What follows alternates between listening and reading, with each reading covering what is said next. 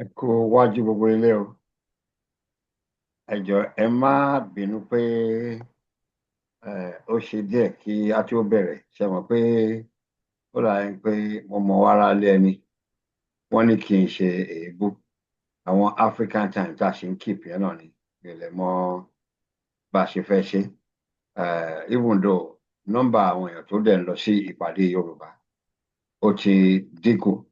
But nevertheless, àsìkò tí ó jẹ́ pé sorry ẹ má bínú kí ló tí mo spotlight bàbá báyìí o ẹ má bínú bàbá Adébáyọ̀ ẹ má rí ẹ lè dé bọ́tì yín ẹ má rí àti mo ti rí yín already inú ilé lẹ́wà ẹ ṣé God bless you so bí mo ṣe sọ lọ African time ó dà ẹ́ pé nǹkan tí Ọlọ́run máa fún wa ní oore ọ̀fẹ́ tí gbogbo wa ta máa ṣẹ̀dẹ̀wé ni wọ́n ní a stitch in time saves the nine and a fẹ́ irú Yorùbá nation tó jẹ́ pé tí ẹ bá ti wo timetable yín nínú ilé yín tí ẹ mọ̀ pé 5 o'clock ni bus máa dé bẹ́ẹ̀ ṣe ń jáde báyìí tí ń rí bus yẹn lọ́nkàn and irú Yorùbá tẹ́ pé if there's a delay a máa mọ̀ irú ẹ̀ la fẹ́ but Ọlọ́run á fún wa ṣe. Thank you very much and I welcome you to our 120th town hall meeting.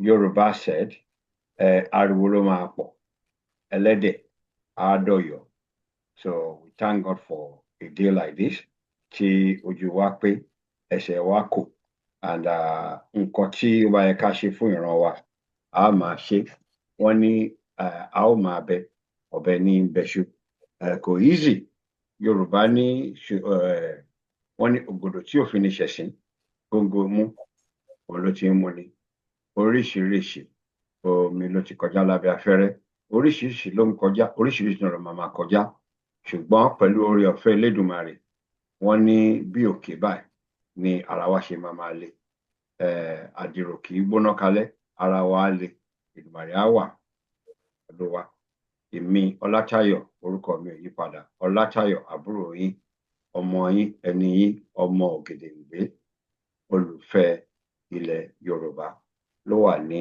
orí fọ́nrán lẹ́ni tí mo ṣàkóso ètò ká tó ṣẹ̀síwájú mo fẹ́ ká fọkànbalẹ̀ pé àwọn èèyàn gbòógì ẹgbẹ́ yìí wọn sí níbí lẹ́ni wọ́n send a message Mrs. Ọláwùmí Àpáta tí ẹ mọ̀ bí ẹni mọ́jú wọ́n prepare fún ọmọ wọn wọ́n ṣe nǹkan kan wọ́n send a message even though we spoke during the week then Màmá Oyèlọ́lá àwọn náà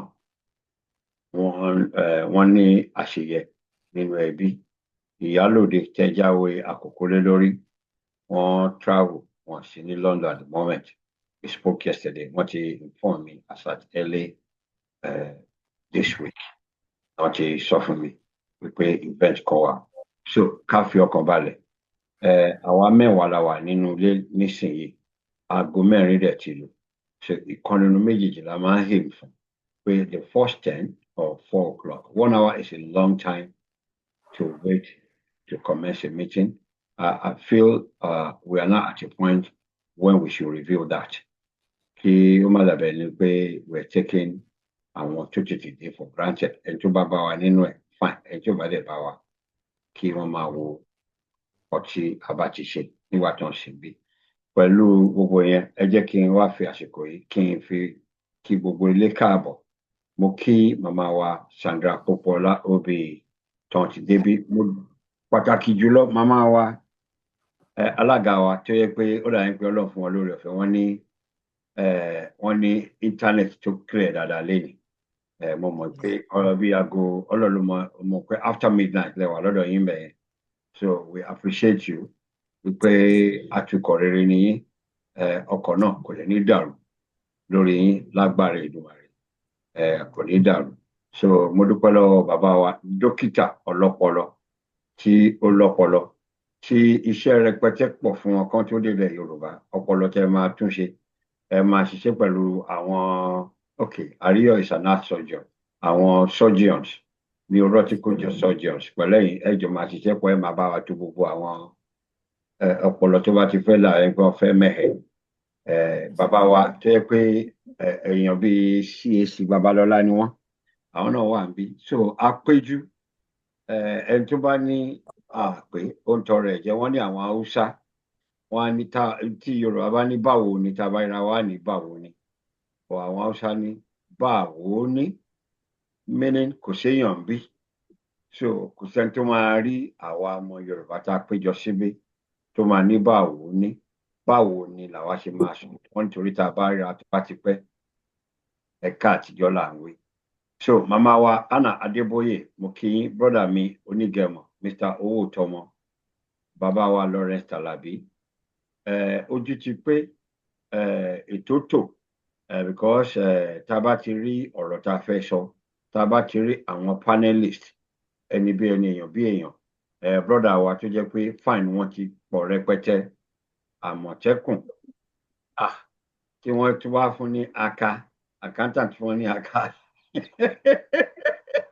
So we thank God that we are complete and like the ocean nothing do us.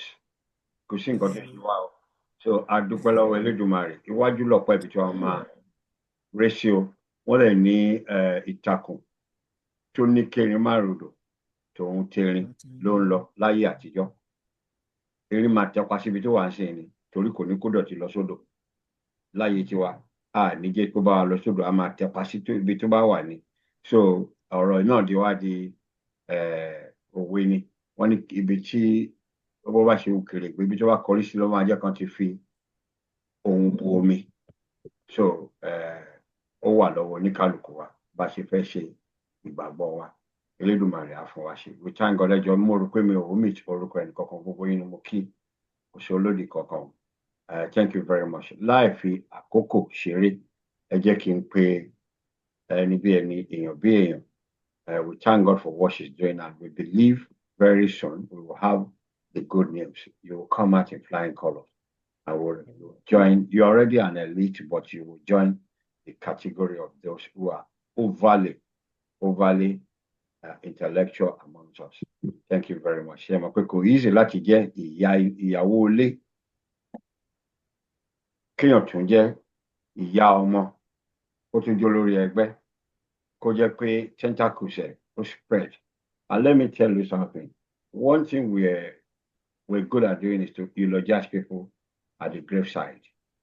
But Yorùbá ní yìnyín ká ṣe mí ọ̀rọ̀ ló kó mo rò wá. If there's anything I personally want to appreciate Princess for, tí mo rí pé ìwà ọmọlúwàbí jẹ́ kí gbogbo amúlẹ̀ ní pé ó lójú nǹkan tí ẹ lè bá Princess sọ tí ò ní sọ jẹ́ kí n bèrè lọ́wọ́ ọkọ mi. Ṣókí ni ọbẹ̀ ó máa ń mínísítà sí mi. Oh, let me ask my husband. Ẹ̀yin náà mọ nǹkan tí yẹn mi nílẹ̀ Yorùbá. So orí ọ̀fẹ́ la ní and we thank our father tí ò rẹ̀ wọ́n tí ò sún wọn tó jẹ́ pé it's like a rock of Gibraltar tí wọ́n dẹ̀ tì í lẹ́yìn ní gbogbo gbà. Ọlọ́run á di gbogbo ìdílé yín mú ojú òní tì í ìbànújẹ́ ní ìwọ̀bẹ̀. Ilẹ̀ Yorùbá tẹ̀ sí ní gbogbo ìgbà. Onílẹ̀ Yorùbá á máa wà pẹ̀lú ojú òní tì í aráyé òní takò sí àlàyé. Thank you very much. Àsìkò tó láti wá kẹgbóhùn sókè. Thank you, Princess. Ẹ ṣé gan ni. Thank Mo you. dúpẹ́. Mo dúpẹ́ lọ́wọ́ ẹ̀yin bàbá mi àti ìyá mi. Ẹ ṣé gan ni for coming. To my fellow Yoruba brothers, sisters, and elders, in these turbulent times, I stand before you as a director committed to uphold the highest standard of honesty and wisdom. As we navigate the complexity of our precious Yoruba nation's journey, I want to assure you that our organization guiding principle will always be the paramount interest of the Yoruba nation. We will not be swayed by external influences or potential interests that may compromise our values and mission. Our focus will remain steadfast on promoting the welfare, dignity, and prosperity of our great Yoruba nation. We will work tirelessly to ensure that our actions are guided by integrity, transparency, and deep commitment to our people's well-being. Here is where we should start living a vision of what the sovereign Yoruba nation will be. We are to start thinking of ways to actualize a sovereign Yoruba nation and not how to use the emancipation as butter and bread. We welcome every Yoruba sons and daughters in this voyage, not minding anyone, social status in our society. No one will be left behind. And as we strive for a brighter future, I want to emphasize that our organization resolve will not be shaken. We will continue to prioritize the need and aspirations of the Yoruba nation, and our actions will always be informed by a sense of responsibility, duty, loyalty to our people, not a second-hand emotion to please a group or an individual. May the wisdom of Eledumare forever guide us. Odùduwà á gbè wá o, kò ní gbé àwọn ọ̀dàlẹ̀. Èmi Adéọlá Atayérọ Ọlámìjùlọ kò ní dalẹ̀ Yorùbá o, ìwọ ńkọ́? Over to you, sir. Ẹ ṣé gan ni. Ẹ ṣé gan. Thank you very much. Yorùbá ní àìfi ọ̀tá pọ̀lọpọ̀lọ pa ejò. Torí àròjọ mú ṣolókùn. Àti bẹ̀rẹ̀ iṣẹ́ ni wọ́n ní àyábẹ̀lẹ̀ omere. Ẹ jẹ́ kí n pe bàbá wa. Ẹ ṣé gan dáàdì tẹ́ wà nílé. Ní ṣókí, ẹ bá wa pètò, ẹ bá wa ṣètò fún ẹ bá wa ọ̀rọ̀ ìyànjú fún àwọn èèyàn wa nípa owó dídá. Ẹ bá wa ṣe yẹn, ìṣúná owó, ẹ bá wa ṣe yẹn sà. Thank you. Ẹ ṣé o, ẹ kú àárọ̀, ẹ kú àsán, ẹ kú alẹ́ fún gbogbo ibi tí ẹ bá wà káàkiri àgbáláyé. Mo fẹ́ fi àsìkò kí gbogbo àwọn ọmọ ilẹ̀ Yorùbá tí wọ́n sì nígbàgbọ́ nínú ilẹ̀ Yorùbá. Tí èèyàn bá nígbàgbọ́ nínú ilẹ̀ Yorùbá, kò ní máa ṣe nǹkan tá à ń ṣe ní gbogbo ọ̀sẹ̀. Today is 120th meeting that we'll be having constantly without missing any Saturday. Ilé yìí jẹ́ nǹkan àwúrí gbogbo wa. Ẹ̀ka ó yẹ ká pàtẹ́wọ́ fún ara wa, ká pàtẹ́wọ́ fún ẹgbẹ́ Yorùbá Global Directorate wípé àti ẹ̀wẹ̀yìn wò a sì ní àsìkò láti máa fi sílẹ̀ ní gbogbo ọ̀sẹ̀. Ọlọ́run Olódùmarè a máa dó tiwa o, ojú òní tiwa, kò ní sú wa, kò dẹ̀ ní rẹ̀ wá. Gbogbo ní gbogbo ìgbà tí a máa ń dáwó, a dúpẹ́ gidi gan. Owó tá à ń dá, owó wà ní àwọn ìṣe onínàkúnà o. A dẹ̀ kí n create project láti náwó just anyhow, and the integrity of our account is impeccable. A dúpẹ́ gidi gan lọ́wọ́ Ọlọ́run Olódùmarè. Lẹ́nu mo tún fẹ́ bọ́ àìgé pé ẹ jọ̀ọ́ ẹ jẹ́ kí a tọ́ bá pọ̀ ká give, because the more we give the better. And let me say this, there's no amount too small to give. Giving regularly shows that we have a living organization. Giving regularly shows that we are committed to the cause that we all believe in. Giving regularly suggests that we know that this organization will outlive us. So, ẹ jọ̀ọ́, ẹ jẹ́ ká give. But I think give yẹn, Ọlọ́run a máa amatuwaleyin. So there's a level of money that we will have that will tell everybody that we are ready to take the next level. And lè sọ pé nígbà tí wàá wá dé àsìkò yẹn láti tó máa tax ara wa pé ọ̀rọ̀ máa mú báyìí wá onítèrè ọ̀la tèrè tábà síbẹ̀ nǹkan á dẹ̀ jọ. So when we need it a ṣe máa lọ sáré káàkiri ká tó sọ pé a fẹ́ lówó. Ẹ jọ̀ọ́ mo fi àsìkò bẹ̀ wá pé ẹ jẹ́ ká máa give. Mo fi ń tẹ̀ wá ní etí pé because I'm one of the custodians of the fund that knows what comes in and what goes out. And I put my integrity on the line that our money was secured. Our account is well secured. And those on in the secretariat that that we choose to be in the secretariat, they are very responsible and they don't just make up stories in order to get money. Where we are going, we're going to get there. Because if the finances of an organization, even though a home is not secured, is not well managed, that family or that group cannot go anywhere. So it's very important. And if we don't have any saving, when the rain comes, where do we look onto? So I want to take this time to appeal to us and to thank us profusely for what we are doing. And to appeal to us that let no amount too small. We are almost 12 now. If we give the minimum of $20 each, look at how much it's going to go. Okay, and some can give more than that. All I'm saying is that no amount is too small. No amount too small. When they give, but they give. I checked the record yesterday. I checked the record. I see some people they give constantly, and then give. Olúwa go to you. Olúwa pẹ̀lú you. Oh, I need to. So this is my short presentation this morning. You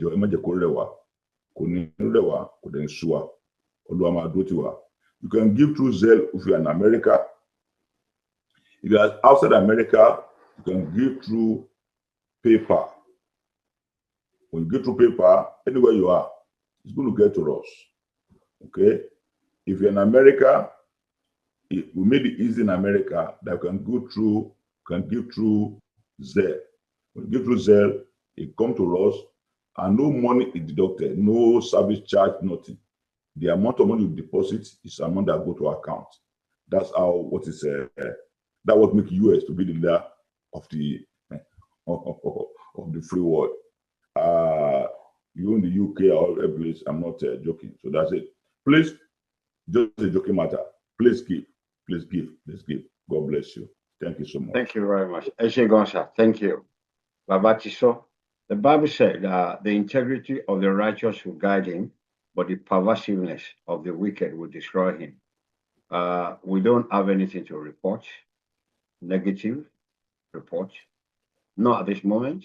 But if at any time we do have anything, we promise. A promise made is a debt. We will come on this platform, and whatever it is, we will let you know. And so, adúpẹ́ fún àtìlẹ́yìn tí ẹ ti fún wa títí di àsìkò yìí. Wọ́n ní àbùdí ní tolókun. Gbogbo àtìlẹ́yìn tí ẹ ń fún wa, Ọlọ́run á máa ṣagbára yín di ọ̀tun. Ojú ò ní tì yín. Àwọn onílẹ̀ Yorùbá wọ́n á wà pẹ̀lú yín. Thank you so much. Ẹ jẹ́ kí n wá fi àsìkò torí àti apẹ́ díẹ̀ ká tó wọlé. We thank God for everybody. Wọ́n ní ẹlẹ́dẹ̀ Adoyo ariwo ló máa pọ̀. So we thank God for everybody that are present here today. Ẹ jẹ́ kí n bẹ̀rẹ̀ láti pè bàbá wa Dr. Biyoye Fuller is our panelist. Ètò wa tèmi gbogbo wa la mọ̀ ètò. Wọ́n ní ògbòdò tó bá máa fi ní ṣẹ̀sìn gbòǹgbò imú ló ti ń mú ni. Impunity of pé kí wọ́n kó ọmọ Yorùbá lọ sí Àbújá, nǹkan tí ó jẹ gbogbo wa lógún ni. Because wọ́n ti ń sọ gbégbé wọ́n dẹ̀ ti ń gbéṣẹ́ ìkúnlẹ̀ wa nílẹ̀ Yorùbá nísìnyí. Wọ́n dẹ̀ ní àìlè sọ̀rọ̀ ó ní bẹ̀rẹ̀ orí burúkú. àdẹ̀fẹ́ ṣorí burúkú ó di dandan ká pariwo síta kí àwọn èèyàn mọ̀ kí àwọn èèyàn lè ronú pé nǹkan tó ń ṣẹlẹ̀ yìí á lẹ́yìn gẹ́gẹ́ bí bàbá Fálé ti ṣe kọ́ yóò máa lẹ́yìn ọ̀rọ̀ yóò máa lẹ́yìn àjàǹtì ilé. So mo fi tọ̀wọ̀tọ̀wọ̀ pé bàbá wa Dr. B. Oyèfúnlẹ̀ sórí ètò. Welcome, sir. Thank you. Ẹ ṣeun. Welcome. Ẹ kúlé gbogbo ilé o. Princess mo kí yín o, ẹ káàbọ̀. Back to us. Ẹ ṣé. And everybody else on the platform, including Apostle Adébáyọ̀ and àgbẹ̀dọ̀ fọwọ́ rọ́ Àmọ̀tẹ́kùn sẹ́yìn. Wọ́n dà kí wọ́n ní pé Àmọ̀tẹ́kùn ó wà ní fine, no show fine.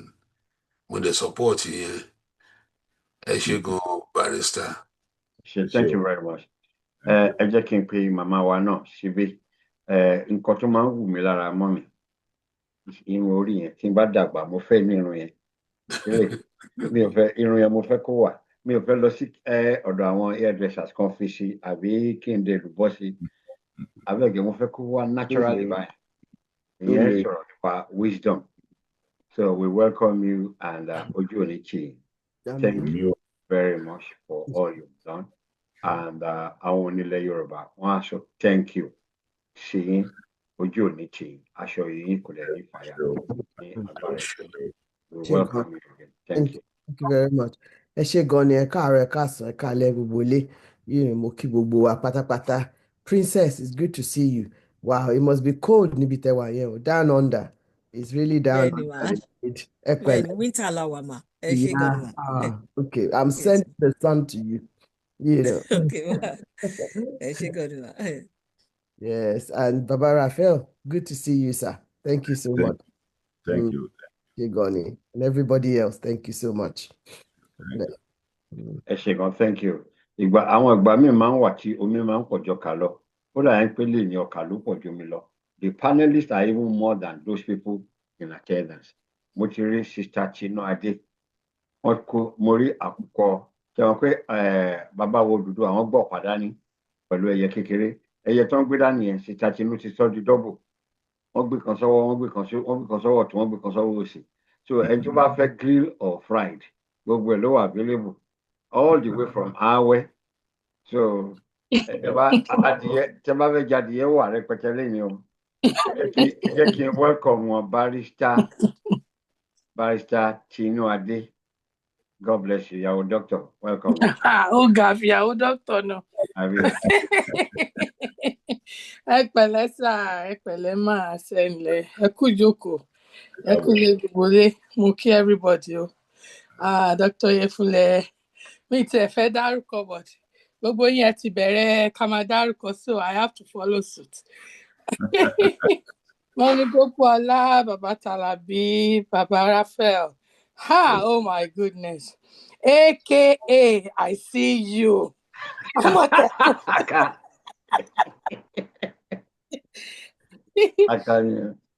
Instead káwa sanwó fún yín, ẹ̀yin lè máa sanwó fún wa this time torí mo rí aka yẹn báyìí. Oh my goodness, it is well. Princess ẹ kú ṣẹ́mà, ẹ pẹ̀lẹ́. Wẹ́dà ìyá bá gbogbo alára mu. Because bẹ́ẹ̀ ṣe ń dì làwa ń túra lẹ̀ bọ̀ túra lẹ̀ yẹn gan-an. Before you know it, òjò á ti rọ̀, gbogbo á tún ti dàrú, ẹni tí ò sí tẹ́lẹ̀ á tún máa bẹ̀rẹ̀ sí ní sí, a máa mí túpetúpe, you know. If you know, you know. Bẹ́ẹ̀ni. Ẹ kú lé. Thank you, welcome. Ẹ jẹ́ kí n wá pé instance that you bá mi introduce wọn, brother mi, Aka. Ẹ wàá ṣàlàyé fún gbogbo lébẹ̀ ṣe ìrìn àjò yín táàrí yín. Tí ọ̀rọ̀ Yorùbá nation lọ táàdẹ̀ gbúrò yín, àwọn owó tẹ pa yẹn. Àjọ máa pín bìlẹ̀ ni. Ọlọ́run á jẹ́ ká máa pa owó. Mo pa gbèsè. Pa gbèsè. Lágbára ìdùnnú rẹ̀. Lágbára Ọlọ́run, Ọlọ́run á máa ràn wá mọ̀ sí. Àmín àṣẹ. Meanwhile, ọ̀rọ̀ ọ̀run tẹ́ ẹ sọ lẹ́ẹ̀kan yẹn, that ship has sailed. That ship has sailed. Ọ̀rọ̀ ọ̀run yẹn. Irun ti ẹ ti kọjá threshold onírun báyìí. Mo ti kọjá sí pé kí n máa fa ní báyìí. Fadán ni, Fadán. Channel 4 làwọn máa pè é. Àbí Fadán. Àbí. Ẹ ṣe ká máa rí reflection. Àbí. Tó bẹ́tà. Kí n máa ṣe Eagle Square ní Igun. Ó wà okay.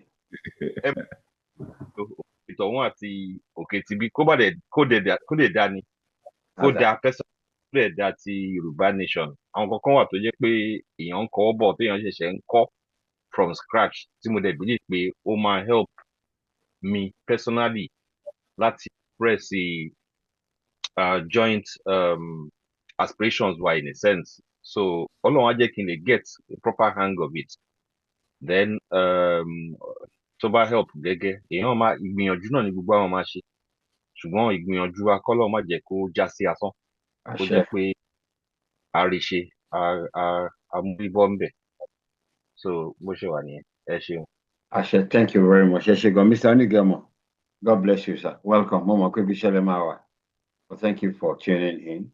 Ẹ jẹ́ kí n wá pe bàbá wa amòfin Lawrence Talabi tí mo fi tọ̀wọ̀tọ̀wọ̀ pé orúkọ wọn káwọn náà join wa. Ó máa ń difficult láti mọ ibi tí wọ́n wà torí 1 minute is in Saudi Arabia, 1 minute is in Nigeria, and 1 minute is in London. You're welcome, sir. Omi ìtara yín, sir. Omi ìtara yín, Barrister Talabi.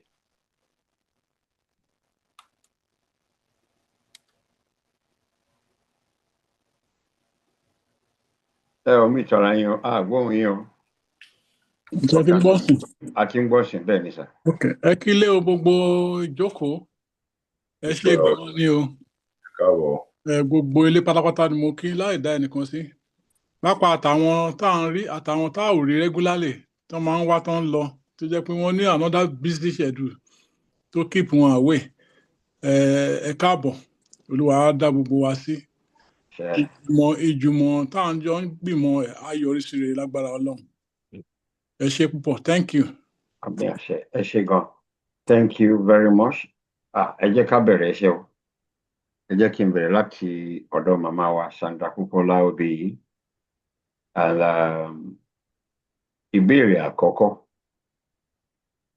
Ó ní as the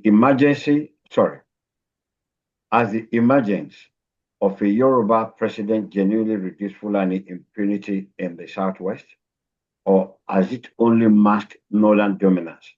And how has this affected the momentum for Yoruba self-determination? Over to you. Ẹ ṣé gan ni. Thank you for that question. I think the simple answer is no. Ní pé nítorí a ní Yoruba president, ìyẹn ò change anything necessarily in terms of insecurity, in terms of the stronghold tí àwọn Fulani ti ní in Nigeria. Kí ló dé fà tí mo ṣe sọ bẹ́ẹ̀? President nìkan lè dá ṣe gbogbo nǹkan.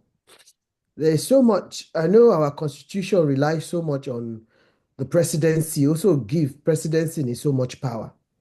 But the fact of the matter is, when you look on the ground and you see what's happening on the ground, that power is just in the books, nothing else. Because president lè fún àwọn èèyàn ní order, kọ́ dẹ̀ máa mú ṣe, kò dẹ̀ sí nǹkan tó máa mú wọn sí. About wo Nigeria, the way it's set up, really. Ṣé Tinubu ló máa wà everywhere ni? Tá bá wo structure ta ní already, our institutions, our structure, ìyẹn ló máa ń determine ìlú, kò ṣe èèyàn, kò ṣe current. Big man. Sorry. Kò ṣe current president or an individual ló determine ìlú. Bí ó bá kí ṣe pé institutions, structures, organizations, òun ló determine how the country will be run, how good the country will be. You can have the best of the best. You can have an angel in Nigeria, and you will end up having what we have currently, which is disappointment everywhere you look. Because the structures have not been built, structures have not been strengthened, And that's purpose, is purposely done that way by the people that call themselves big men and women. By the people that call themselves to say that our forefathers wọn ló fún wọn ní Nàìjíríà. Question tèmi wá fẹ́ béèrè, mo mọ̀ pé ẹ béèrè question lọ́wọ́ mi ni, èmi tí wá fẹ́ béèrè question padà pé tá bá jẹ́ bẹ́ẹ̀ ni, why tó ṣe jẹ́ pé àwọn èèyàn wa wọ́n take active position to actually question that fundamental problem tá ní Nàìjíríà. Wọ́n fi mi mọ̀ bó ṣe máa ń pe òwe yẹn. Wọ́n fẹ̀tẹ̀ sílẹ̀ wọn palàpalàpà. Wọ́n ń palàpalàpà. Wọ́n sọ pé nítorí pé ọmọ wa wà ń bẹ̀, and therefore suddenly they think everything will be fine. Everything will not be fine without us building those structures, without us building those institutions. Mo ṣe very quick calculation láàárọ̀ yìí pé how many civil servants láti ẹ̀ ní? No, first of all, how many lawmakers láti ẹ̀ ní ní Nigeria? When you put the two houses together, we have just under 500, so 469 of those. And then when you then expand it further, you say, okay, how many civil servants, Lani, state level, federal level, local government level? We have about 5 million, allegedly. You know, all of these people are supposed to be the structure, part of the structure. But how many of them really, on a day-to-day basis, ṣe nǹkan to please Nigeria rather than themselves? Never mind àwọn Fulani yẹn. But really, èèyàn mélòó nù wọn ló ṣe jẹ́ pé tó bá jí lówùúrọ̀ tó lọ síbi iṣẹ́, ó ń lọ láti ṣe iṣẹ́ yẹn fún masses ni, pé kí ìlú bá lè dá, kí nǹkan bá lè dá fún àwọn èèyàn nílùú wa. So going back to the question tẹ́ béèrè, pé has your Yoruba president genuinely reduced Fulani impunity in Southwest? No, because kò sí structure. Nígbà tó sọ pé wọ́n fẹ́ gbé Àmọ̀tẹ́kùn síbẹ̀, kí ni wọ́n ṣe? Wọ́n fún wọn lọ́ta ìbọn, wọ́n fún wọn ní rọ́bà pistol tí ò lè ṣe nǹkan kan pẹ̀lú àwọn tó ń gbé AK-47 wá. So until tá bá wo structures yẹn and make sure pé the federal government tó fẹ́ di stronghold dání, and this federal government tó ń di stronghold dání, Fulani ló wà ń bẹ̀. To be honest, Yoruba president ó kàn wà fún ojú ayé ni, but in the background, àwọn ni wọ́n pull strings because they have had the stronghold to build the structure, their own structure within Nigeria. And that is what is manifesting itself right now. So kí ni yẹn wá mean for self-determination? Ó máa quicken wa ni. We have to be free. We're not free. Yoruba president being there is just a puppet. We're not free until Yoruba people stand up and say enough is enough. Nobody's going to do it for them. You know, nobody. No amount of pleading is going to do it. No amount of talking is going to do it. We have to join hands and we have to stand up and we have to be counted. Eshegoni. Eshegon, thank you very much. Eso ojú abẹ́níkò, ìbéèrè tẹ́ dẹ̀ béèrè is very good because ó dá kéèyàn ronú. Àwọn ọmọ wa, àwọn bàbá wa, tó ń bá gbọ́ ìkéde yìí, ìpàdé tá a ṣe yìí, it's something táwọn náà wà tún rò. Èèyàn jókòó síbẹ̀, èèyàn mí kó lágbára. Ìṣẹ̀lẹ̀ kan ṣẹlẹ̀ láàrin ọ̀sẹ̀ ní Ọ̀yọ́ State tí àwọn Fúlàní lọ sí oko. Wọ́n dẹ̀ ṣe gbogbo bọ́n ṣe máa ń ṣe nínú oko yẹn. Then ó jọ wá lójú ní ìpínlẹ̀ tí federal presence tó wà. Wọ́n ní order from above kó máa kó gbogbo àwọn àgbẹ̀ yẹn, kó máa kó wọn bọ̀ l'Ábùjá. Federal High Court wà ní Ọ̀yọ́ State. Police station wà ńbẹ̀, controlled by the federal government. And there's a chief law enforcement officer being the governor. Ó wà níbẹ̀. Wọ́n dẹ̀ order pé kó máa kó wọn bọ̀. So it took the governor, Makinde, láti wá gba lọ́yà pé kó tẹ̀lé wọn. So ara àwọn nǹkan tó mú ìbéèrè yẹn wá ni mo dẹ̀ rí pé ẹ dáhùn ẹ̀ dáadáa, but ṣe mọ̀ wípé ibi tó kọjú sẹ́nìkan ẹ̀yìn ló kọ sẹ́lòmíì. Wọ́n ní ọ̀rọ̀ ilé ayé bí ìlú gángan ni. So mo fẹ́ kí sister wa barrister Tinu kí àwọn náà kàn bá wa gbóhùn sókè lórí ọ̀rọ̀ yìí ẹ jọ̀ọ́ ẹ ṣe sister Tinu mi ò pé Dr. Yefule ṣáájú yín lè ní. ẹ jẹ́ ní cheat sheet nìyẹn. mi ò fẹ́ kẹ́ cheat. Ó ga o. And then even ẹ jẹ́ ní cheat sheet látọ̀dọ̀ tiwọn, but Mọ́mí Pópóọlá ti lè very credible and fundamental foundations fún mi. So, but nǹkan tẹ́mi kàn fẹ́ fi kún òun ni pé, in fact, this is where I say she always cheat my on my notes. She spy on me, and I don't know where this air that she sends every time. She will look in my notes, Shani. So, but to be honest, you actually extensively presented in Kotemi Konshin in snapshot. So thank you so much. Kudos to you for that. So King can add one or two things to question here. Barrister, I'm going to say something now that you may not like, but okay. All these 4 questions, I know most of the time we don't see your question ahead of time, but sometimes the mobile question, the tobacco question, oh my God, it's usually very loaded question. So, forward one after the other, so that I need answer number 3 from 1C. So, but it's a very big question. Èmi náà máa sọ wípé no to that question number 1, and then mo sọ wípé because everything tó ń ṣẹlẹ̀ on mask up ni, just like you've expressed nínú question yẹn, but in accordance to nǹkan tí I'll be following up on what Mọ́mí Pópóọlá said.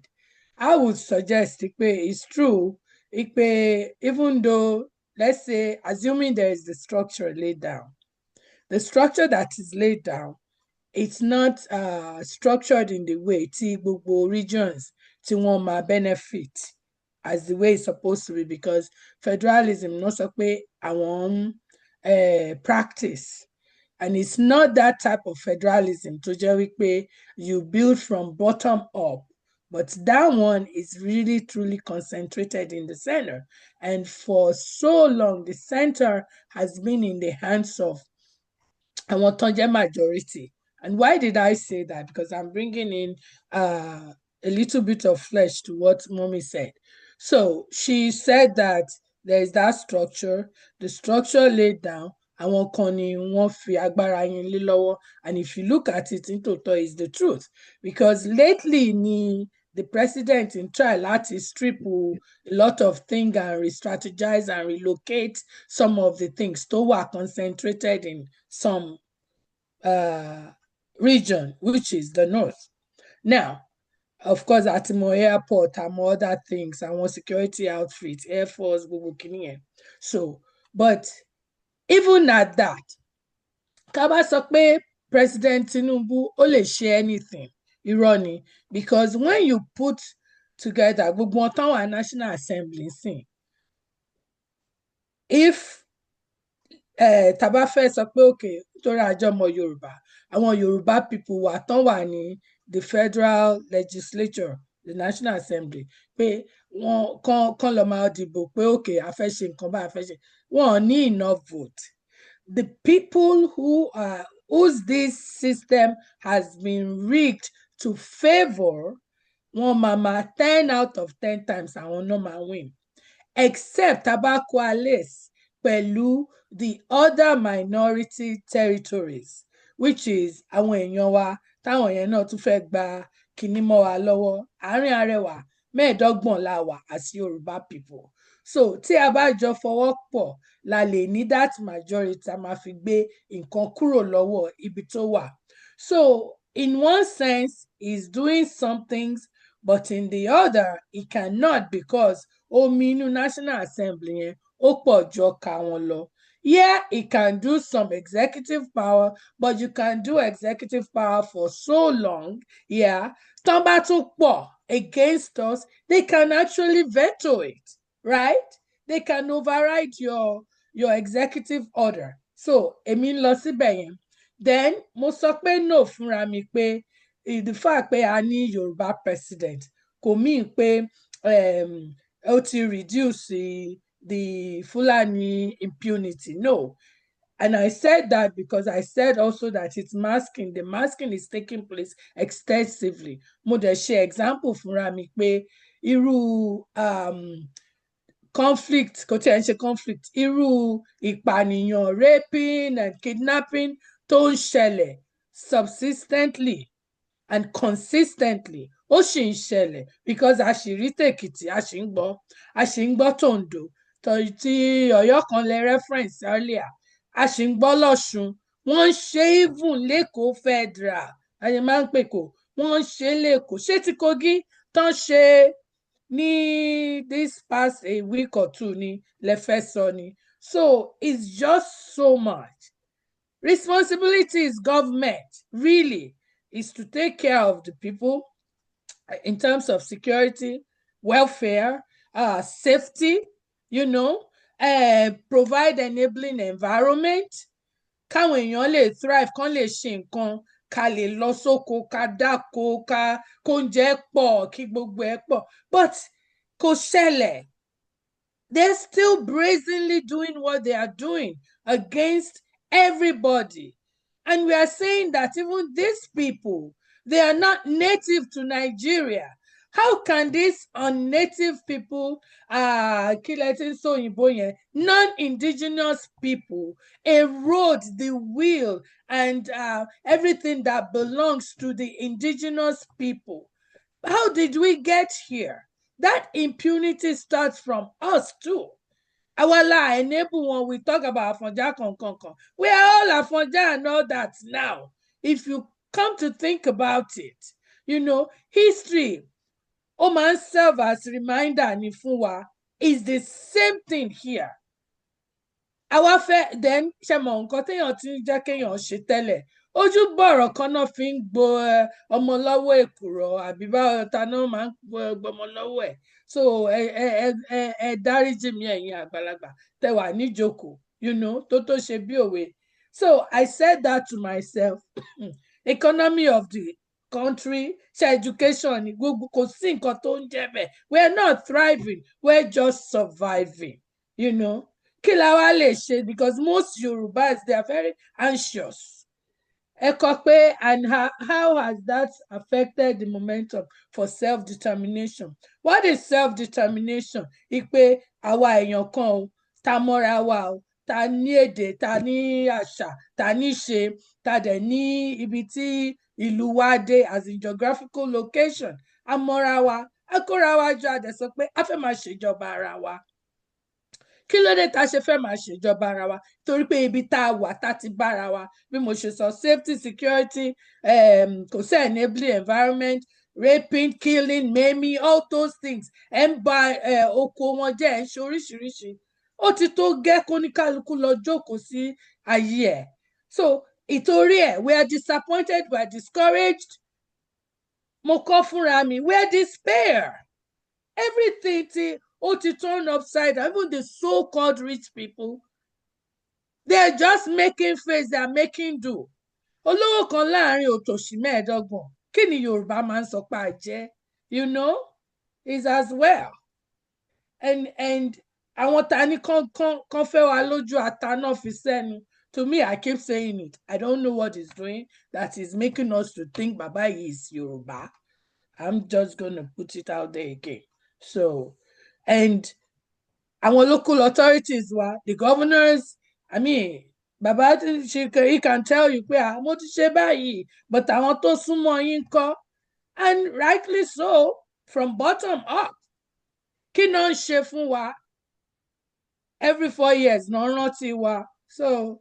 So self-determination yẹn, ó ń dá sí the nǹkan tó ń ṣẹlẹ̀ yìí. Ó ń dá sí spirit àwọn èèyàn and dampening our spirits, and people are like, ẹlòmíì rò pé ọmọ Yorùbá ló wà bẹ́ẹ̀, ẹlòmíì ní not so fast, because eléyìí ṣì ń ṣẹlẹ̀, tọ̀hún ṣì ń ṣẹlẹ̀, because people are now in the state of hopelessness. A lot of people. So tèmi nìyẹn, ẹ ṣé. Thank you very much. Ẹ ṣé gan. Barrister Talabi.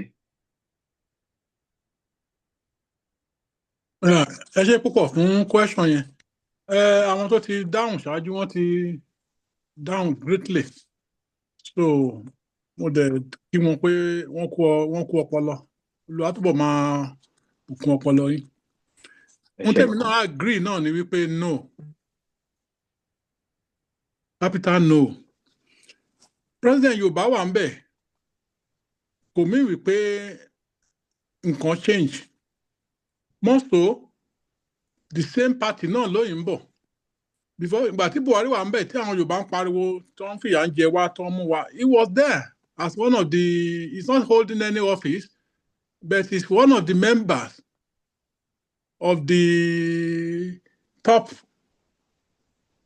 rank ní APC. Tí kíní yẹn tó ń ṣe ń gbà yẹn tí ò bá dáa, tí ò bá ṣe kíní, ó yẹ kó ti máa voice àbí kẹ̀ kó ti máa take control. Bẹ́ẹ̀ olúkálùkù ló ń wá ipò, ló ń wá ohun tó máa jẹ, ló ń wá position and power. Rosin power ló ń fẹ́. A kàn ń wo lójú ni pé Yorùbá ló wà ń bẹ̀. Kí la mọ̀ tó ti agree pẹ̀lú àwọn tó níjọba, pẹ̀lú àwọn tí agbára wà lọ́wọ́ ẹ̀ ní Nàìjíríà. We don't know. Torí tẹ́ bá wọ́ọ̀ṣì kíní local, kí ló máa ń pè ná, pre-election tó ń ṣe ní party wọn yẹn. A lot of people were against him, but suddenly ẹ̀kọ́ ní Lukaku dẹ̀ ń support ẹni. Lukaku dẹ̀ ń support. Kí ló ṣe táwọn bí one change? So invariably, one win that nomination. We don't know what must have transpired láàárín wọn. Ojú là ń wò. Then ó débẹ̀ tán. A rí àwọn ìjọba tó máa ń lo executive power dé level kan. But òun ò lè lò because of power behind him. Èkíní, ó ń jà láti continue position yẹn for another 8 years. Pé bóyá tó bá tún wọlé in 2027, ó lè máa lo executive power. The fear is there. Another thing ni pé mi fẹ́ kíní ń bọ́ lọ́wọ́ mi. I still want to continue 8 years láti máa ṣe ohun tó wù mí on the finances of the nation. Kọ́ máa gbé contract jáde, kọ́ máa ṣe project tí wọ́n ní parí tó máa cover owó jíjí and so on and so forth. So àwọn tó bá wà ní the level, ẹ wo ìta Mákindé ṣe yẹn sì, tí ó bá jẹ́ kí Mákindé náà yìí ní another position láti fún wọlé láti ṣe election for your state ni, tí ó bá jẹ́ pé ó ti dé time bar. Rúrè tó yàn àwọn èèyàn tẹ̀lé tó ní kí wọ́n lọ defend àwọn tó ní kí wọ́n kó wá l'Abuja yẹn, he won't do it. Ó ti mọ̀ pé òun ò ní power on top to be behind him. Then, as a president, this power from above, question ni. You can question, who are the people above? Who are the people that are above the president? To money power from the above. Èèyàn ṣẹ̀ ní Ọ̀yọ́ state, àbíkẹ́ Ọ̀yọ́ state ní issue, wọ́n ní kó máa kó bọ̀ l'Abuja. For what? We have high court, we have everything in every state. Then no constitution wa. We cannot shop for court. We cannot shop cutting. You can't do it in our constitution. The state think about it, except when you are coming to Supreme Court. But think about it, South. Why is it that? You should have controlled that. Position to continue the power. Yorùbá wà ń bẹ̀ kò sí ń bẹ̀ yìí, tó wà ń bẹ̀ yìí kò ṣe nǹkan kan at all, kò reduce this impunity at all. It's even lójú tèmi nígbà tó ń continue ni, it's just in state of the same state ló wà. So changes tèmi rò pé a máa rí, tí mo rò pé o lè rí mẹ́ with the new president nígbà yẹn ni wípé àwọn kankan míì wà gbọ́dọ̀ change. Power from above gbọ́dọ̀ change. Àbí impunity gbọ́dọ̀ change. Kidnapping gbọ́dọ̀ change, banditry gbọ́dọ̀ change, gbogbo corruption gbọ́dọ̀ change. That's what we thought he would do. But unfortunately, it's the same. Thank you very much. Thank you. Barrister Talabi. Kale Magbabe pé military assault weapons are still being carried around by the Fulani people. You see the same thing? Military assault weapons. And meanwhile, our citizens don't acquire ìbọn lawfully. wọ́n ní kàn surrender ìbọn wọn pẹ̀lú license. That hasn't been reversed. Ojoojúmọ́ la rí àwọn Fúlàní tá à ń dalẹ̀ ń gbọ́ nǹkan tó ń ṣe in the Nigerian newspaper. Ẹ jẹ́ kí n pe Dr. Yefule. Ẹ̀yin ló kàn sá. Thank you very much. The question has the emergence of a Yoruba president reduced Fulani impunity in the Southwest, or has it masked Northern dominance? Answer to those two are no and no. Taba ma sọ̀rọ̀ nípa Fulani dominance. The amukun ẹrù ẹwọ amukun wa sọ pé ṣé tòkè ilé ẹ̀ ń wò ṣé yẹn tí gbogbo fi ń pariwo nìyẹn ẹ wò sálẹ̀ ìsàlẹ̀ gan ló ti wá òun náà gan ni ọ̀rọ̀ Fulani àti the rest of us in Nigeria. Fulanis wọ́n ti surreptitiously infiltrated everything tó jẹ́ pé power or structure in Nigeria. How could people who are merely 8, 9, 10 million I didn't count our adẹran pẹ̀lú wọn ni o. The machine gun wielding, AK-49 wielding herders. Actually, count one of the 10 million, no. But I want to plan in Nigeria more ju 1 million Fulani. These are very bright individuals, sit back somewhere in a mosque and strategize Bomachi She the next 5 years. Yeah, whatever role Ngotmaches, let's see 6 months. No, we don't. These guys are master strategists. What he Wambe 1960. And unfortunately, 1999 Constitution to reinforce one. And these guys have been, men and women, have been surreptitiously instituting structures inside of Nigeria. What are these structures? We have a president, we have Nigeria. One single man enough to undo the structures Fulani to put in since 1960. The answer is very apparent. No. So we have to sit back. Presidency Nikonkoluma help. Grassroots level, just grassroots battle ni feeling this thing is not right. And we're all at a very, very, very long sangun. Because at Wadinu Valley, we're down in that morass. To atik back, we're full of the superior siwa. Don't fool yourself. Because you're kékeré kan Nigeria ọkùnrin tí kò fẹ́ mo ní Fúlàní ọmọbìnrin ó fine gan. Kò sí ọmọkùnrin. No, ọmọkùnrin ti wá ó ní Fúlàní tó fine. Ọmọbìnrin ti wá wọ́n ní Alhaji Fúlàní kan tó ń fún wọn 2 million naira every week. So all of us have been bought.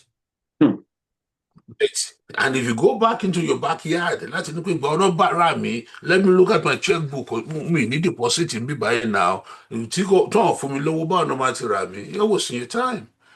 You've been bought since 1960. And you are rebought again in 1999. By who? By people. To just be ni luti one there nobody. I think I've told you stories once or twice about a patient of mine. But Nigeria motiva. Only that's good. ìgbà tá a ń sọ̀rọ̀ lọ ó ní àwọn olóhùn mọ àwọn only 3 tribes Yorùbá, Igbo and Hausa powerful gan. They're very powerful people. Nigeria is the biggest country in West Africa, economic great. A sọ̀rọ̀ de full kíní lòun ò kì í ṣe Fúlàní lòun kí lórúkọ tribe Mansa Musa ni Mandingo. This boy was a Mandingo man. This man was a Mandingo man.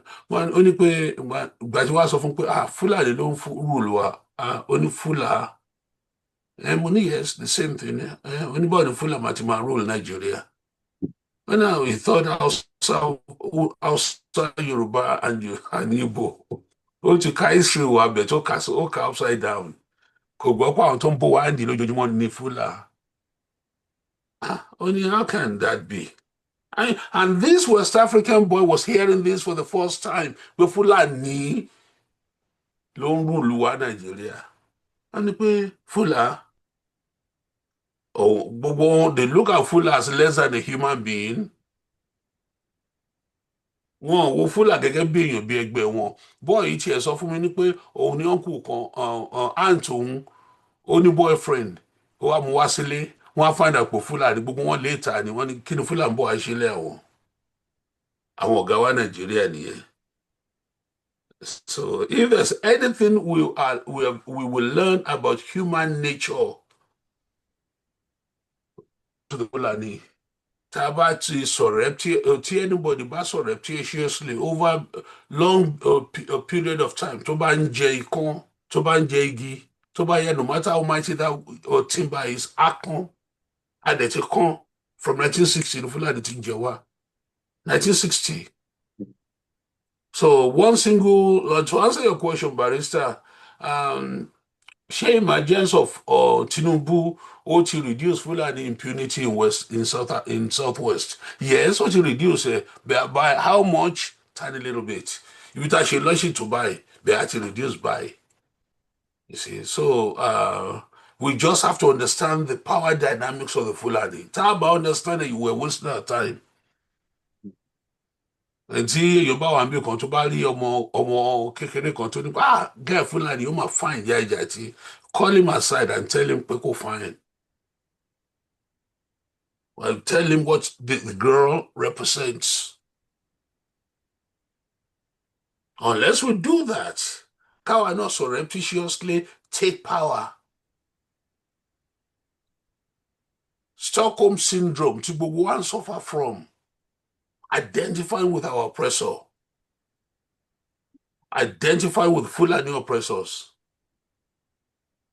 Let us be able to do what other West Africans have done. Fulani are about the largest ethnic group in Guinea now, about 40% of the population, but they don't have power. In Europe, 10% one in Nigeria. Population, Fulani are less than 10% of the population, because more 10% of county, Kela so 10% K. Didn't you say 4%? Whatever percentage what you ní Nigeria, wọ́n ju yẹn lọ ní Guinea ibi tó ti wá nílùú wọn gangan. But one rule, pẹ̀lú smaller percentage ní Nigeria, wọ́n dey rule ní Guinea. Now, don't get me wrong, once in a while, a smart one, a good one, rises up a little bit. But Traoré wà ń bẹ̀, the first president of Guinea, effectively make sure one of them was in power. They know who they are. Àwọn ò mọ̀. What if Itakia parọ́ fún wa? And we thought these people are pious, religious, alimi. To máa gbé Quran to máa bá kọ́ńkà Aláàfin. These are individuals who do not know how to tell the truth. These are individuals who are violent, no value for human life. So they are here. They've been there. They've been entrenched since 1960. they've been want to like 1914 going into history that but they've been entrenched officially since 1960 and 1999 constitution to further entrench them. What did you get from? And the next question, how has this affected the momentum for Yoruba self-determination? Tinubu being there could affect people are quieter. And as I told Barrister and other people, but quietness be atorini, atorilaye, tó bá lọ síwájú á tún fi sẹ́yìn, ogun àpò fi sẹ́yìn sí ni. The urge for self-preservation then, because existential issue learning. So these rascals can come into Lagos and start killing people, kill my shit. So existential issue, you have to see a mere self-preservation issue. Existential, these people are capable, are able, have the possibility of wiping us all out. All they have to do, all the men, throughout the West, Western Nigeria, they've started it. Although they can rise up, until we are able to rise up and know who these people are.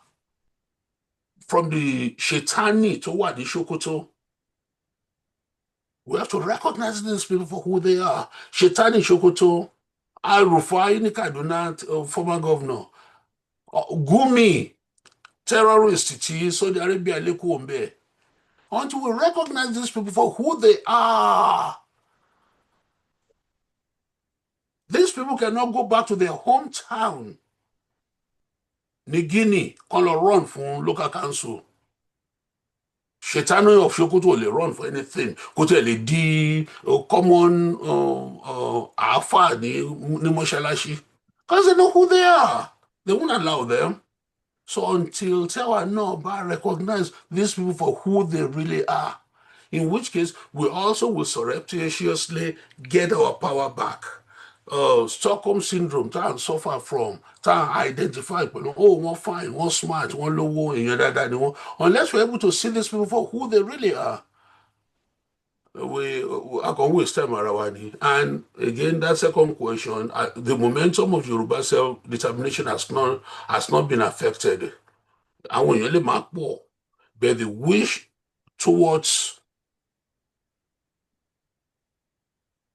becoming proud Yoruba human being, lágbára Ọlọ́run, lágbára Èdùmàrè, àtòrí tó lọ sẹ́yìn àtúnwá síwájú again, àgbà òmìnira wa lágbára Èdùmàrè. Back to you, Barrister. Thank you very much. Eshegon. Ibi tí ẹ ti question ti second one yẹn, òní mo fẹ́ kí Àmọ̀tẹ́kùn kan kọ́kọ́ down the first one. Show affect momentum, self-determination.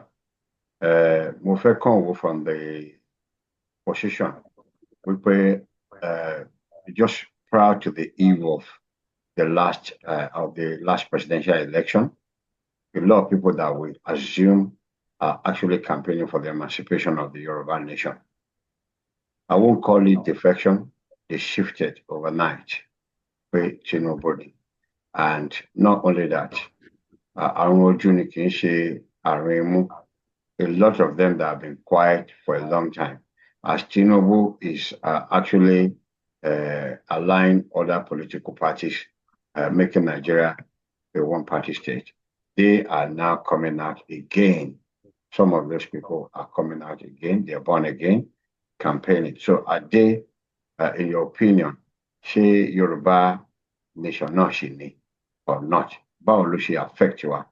The dynamics of power, of changes rather. She Tinubu to ambe show affect self-determination emancipation campaign. The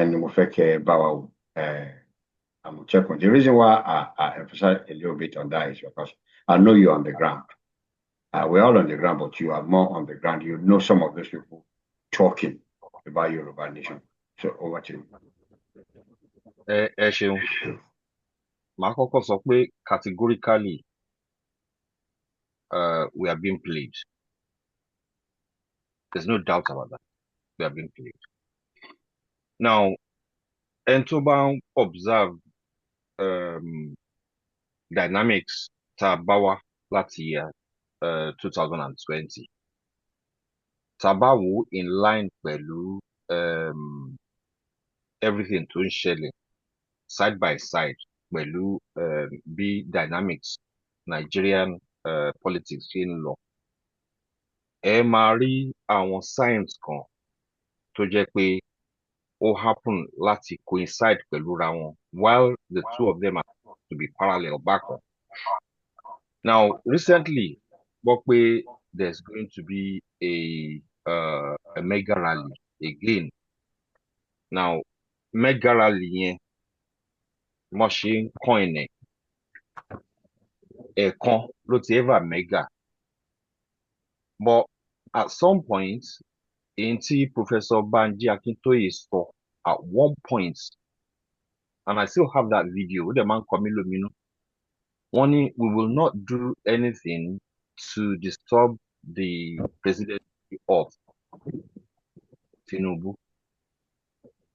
Now, I have a problem with that. Torí pé this looks like somebody is bending over backwards for the interest of a singular person than iṣẹ́ tí wọ́n náà wá ṣe ní Yorùbá nation. Now, ẹ jẹ́ ká put yín aside. A serious-minded leader thinks tó yẹ pé ó máa guide and guard jealously. The number of people who were interested in the pain for Yoruba nation is one of the things tó jẹ́ pé èèyàn tó bá gbọ́n tó wà mọ̀ nǹkan tó ń ṣe, you need to try to keep that number. By keeping them interested, by building on it, then you educate them. Ẹ máa fún wọn ní nǹkan tí wọ́n máa fi continue láti máa wà relentless, kan continue láti ní interest nínú movement. But if you tẹ́ bá analyse gbogbo nǹkan tó ń ṣẹlẹ̀, it's as if there is an ideology to man dictate the next move.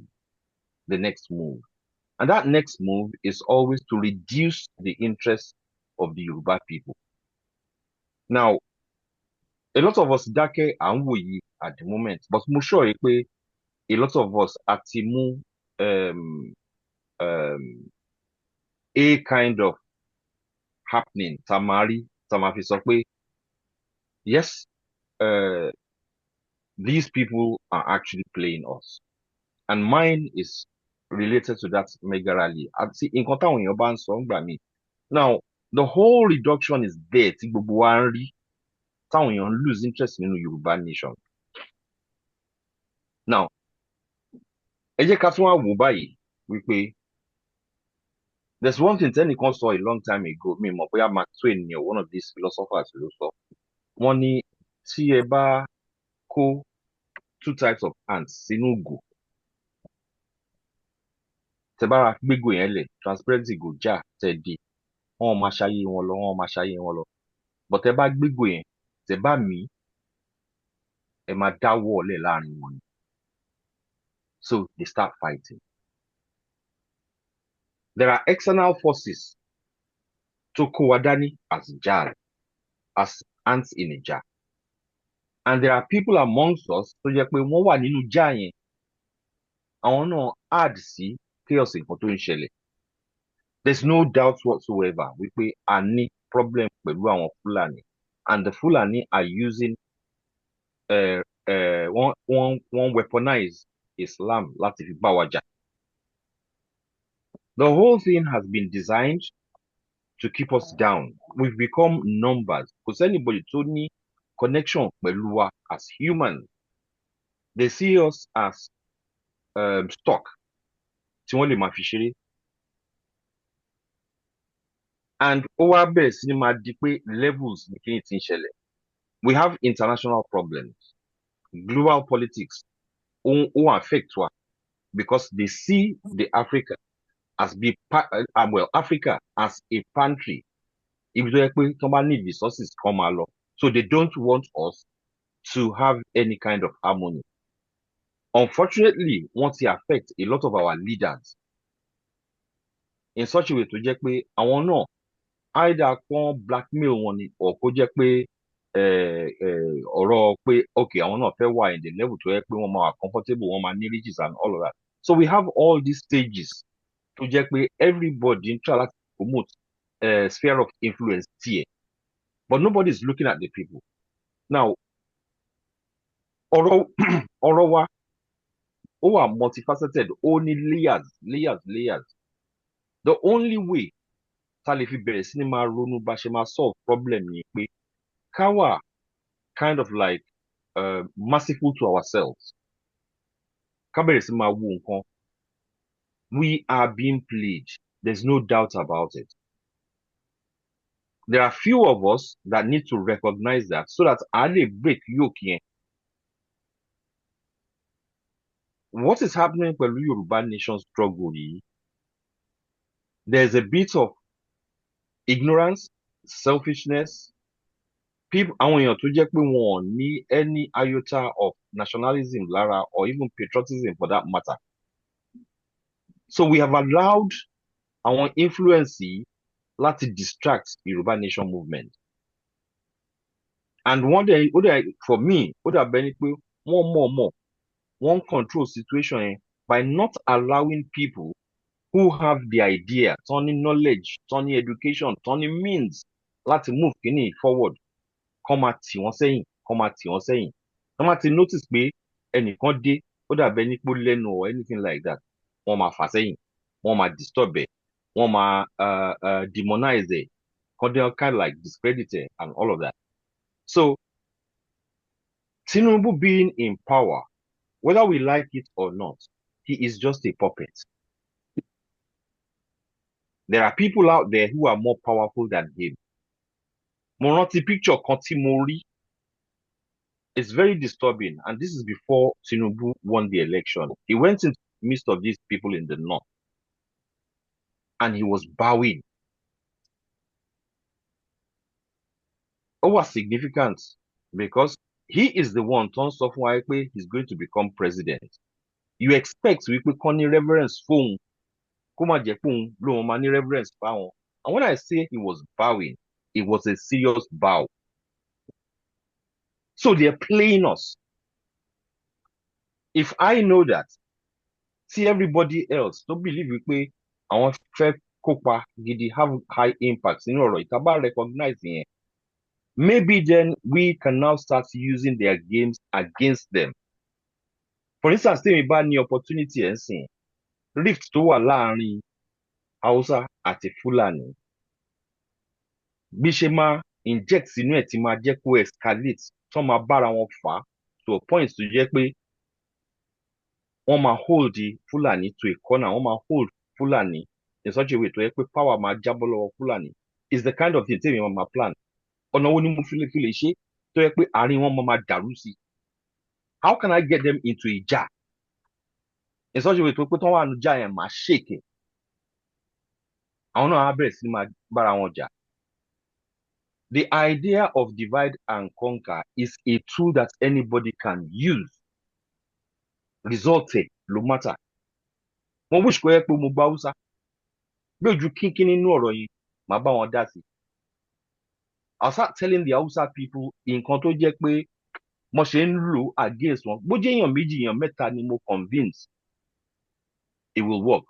But presently, Tinubu being in power has not helped our aspirations at all. And no matter how, taba wò pé ó help ẹ àbí kò help ẹ. It is always the case wípé Kamaro wípé time bye ni time ṣe máa ń lọ. No matter what he does, tó bá dàbẹ̀ ní pé ó máa jẹ́ advantage south, anybody can come back and reverse it. Tẹ́ bá gbé state police lẹ̀, kan wọ́n á wá mọ̀ ṣe máa underfund it. So when they say they have us caged, this whole idea is they are working very smart láàrin ara wọn. Problem tiwa ni wípé lólórí. Ní olórí. We don't have people who are prepared, committed to die for Yoruba nation. For the ẹ má ṣe yẹ ká sọ pé Yoruba nation, ẹ jẹ́ ká sọ pé for the Yoruba people, for the interest of the Yoruba people. We don't have anybody who is committed enough in such a way to pé kàn sọ pé come rain or shine o, mo máa wà stubborn on this cause and I'm not leaving this cause. Ìjọ ta bá rí èèyàn tó jẹ́ pé ó wà committed to the point tó yẹ pé ó ti sọ di do or die. Somebody like me will follow that person. Ó máa ṣe mistake o, kò ṣe mistake o, I will still follow that person.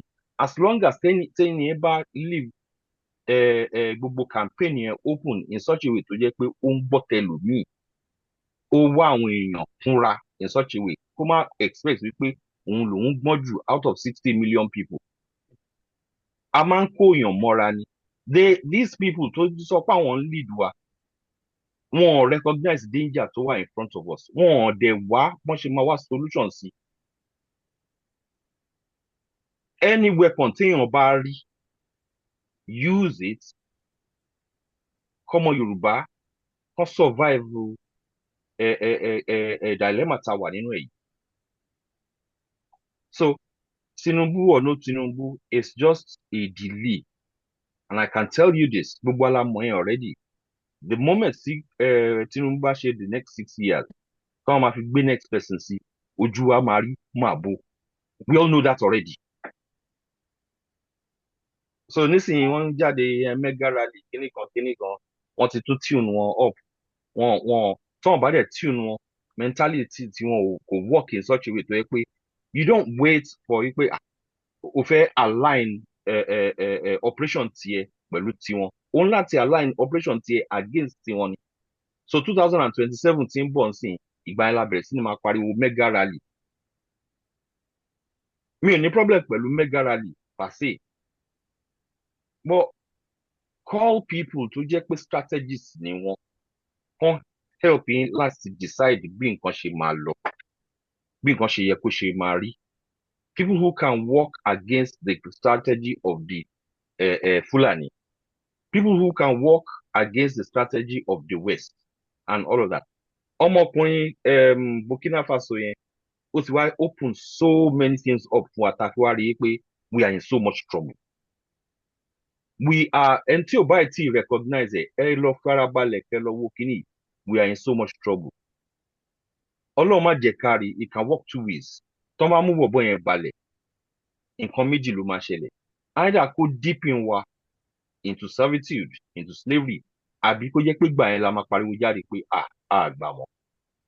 One of the two ló máa ṣẹlẹ̀. But in any case, I would prefer àwọn tó jẹ́ olórí tiwa tán pera wọn lágbàgbà wa, wọ́n ti bẹ̀rẹ̀ sí ní máa form strategy wípé tí kíní bá ṣẹlẹ̀ ní Burkina Faso, báwo ló ṣe máa affect àwa? Because now I know for a fact wípé Pakistani náà bẹ̀rẹ̀ sí ní máa train àwọn Boko Haram. Wọ́n ti wá mobilize àwọn Boko Haram láti máa lọ sí Burkina Faso. These are all dynamics tó yẹ pé àwọn àgbà wa tó yẹ kán máa rí, kán máa wo ibo ni gap wà ń bẹ̀. Báwo la ṣe máa help situation yẹn? So we need a pool of intelligentsia tó yẹ pé wọ́n wà prepared láti jókòó, kán wá bọ́n ṣe máa empower ara wọn, bọ́n ṣe máa empower the Yoruba people. And I wish somebody came up and took people like Dr. Oyefule, like, and maybe they could become Iyawa Sandra Popolawa and Be. Maybe they became 12 of them or whatever. Can't build the integrity, can't build confidence. Those kind of people, wọ́n rí gbogbo nǹkan tó ń ṣẹlẹ̀ yìí, báwo ló ṣe ń affect ilẹ̀ Yorùbá? Báwo la ṣe fẹ́ ṣe in such a way tó jẹ́ pé a yọra wa kúrò nínú gbogbo nǹkan tó ń ṣẹlẹ̀. Israel àti Iran wọ́n ti ń bára wọn fà ń sìn, it is going to affect us in a way. We need people who are going to identify bó ṣe máa affect wa, kán ti bẹ̀rẹ̀ sí máa wá strategy tán máa fi counter it. This is what we don't have in Yoruba land. So àwọn kan wà tó yẹ pé wọ́n deflect wa from the reality of ibi tó yẹ ká máa gbà. So Tinubu is just there for the time being. Anything tó bá ṣe nísìn is reversible. Nǹkan tó dẹ̀ lè ṣe anyway is limited because kì í ṣe bẹ́ẹ̀ ni pé a ní majority ní National Assembly or anything like that. Wọ́n ti fi corruption, wọ́n ti fi bà machination bí wọ́n ṣe ń build society, wọ́n ti bàjẹ́. I mean, ẹ sọ lẹ́ẹ̀kan nǹkan tó ṣẹlẹ̀ ní state kan, state affair, wọ́n ti gbé lọ sí federal level. Why? And we don't have anybody to ma stand up, to ma complain fún wa. This is what Afenifere should have been doing for us. So we need a new set of people. Afenifere is done and gone. And personally, because of few contacts, Timothy Basoro, Timothy Birioro, so that these people have lost the plot. So we are in limbo. Tinubu or no Tinubu, next 4 years. Position to is we turn everything into family affair. So solution ta need nsin. Mo sorry o. We are so go back and forth and all of that. But the biggest thing ta need nsin, we need a set of people who will lead us, not a singular person. Not a singular person.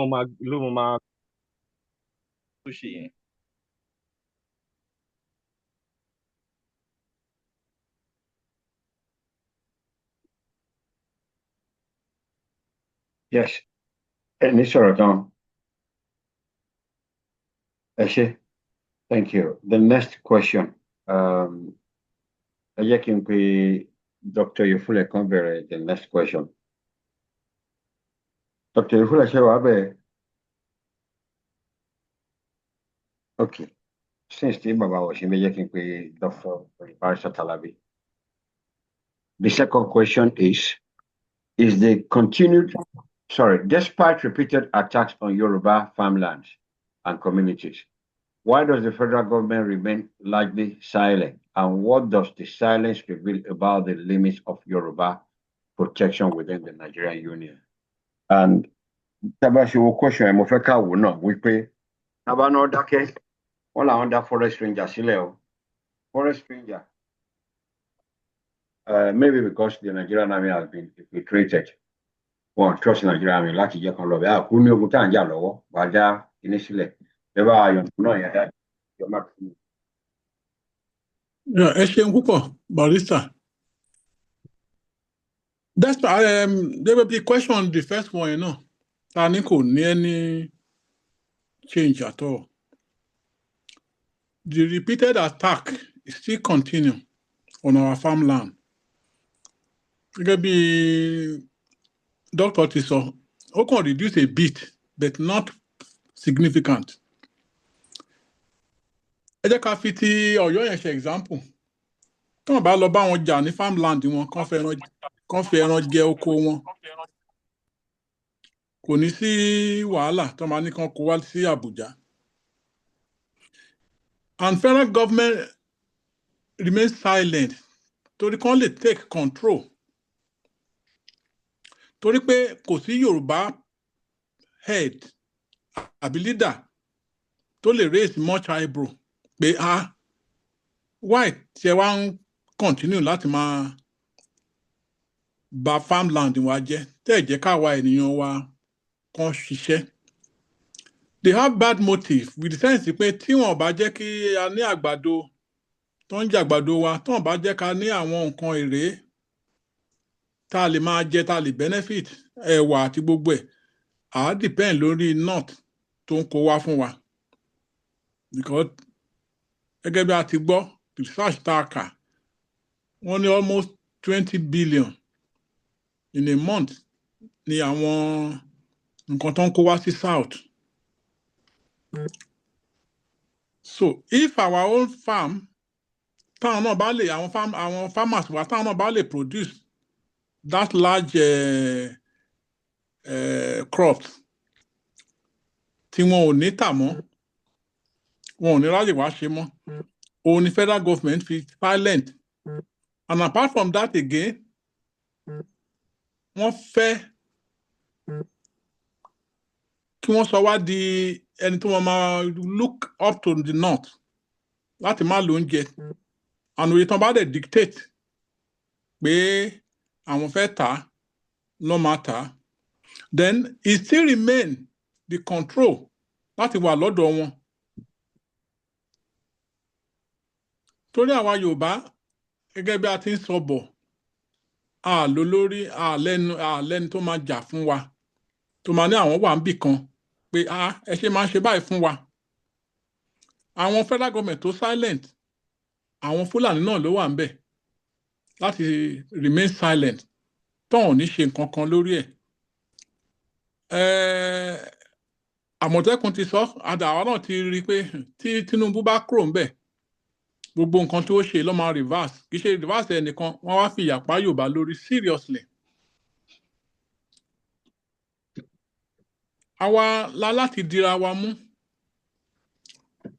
la láti dìde àwa Yorùbá la láti dìde ká sọ pé a wà ní position tá a bá ṣe bẹ́ẹ̀ ewu ńlá ni fúnlẹ̀ Yorùbá ewu ńlá ni nítorí pé àti ṣiṣẹ́ ní oko á difficult torí kò sẹ́ni tó fẹ́ kú à remain sílé kò ní lọ sóko láwọn èèyàn wa ẹni tó bá dẹ̀ jà fún ilẹ̀ kò sẹ́ni tó máa jà fún. Tí àwọn àgbẹ̀ tó wà ní Ọ̀yọ́ tí wọ́n bá kóra wọn jọ pọ̀ kán fight àwọn tó wá ń jẹ ẹranko wọn yìí they will continue to destroy them seriously. A dúpẹ́ lọ́wọ́ Mákindé tó jẹ́ kí wọ́n yanjú ọ̀rọ̀ yẹn díẹ̀ mọ̀ pé Ọlọ́run á sì gbàkóso.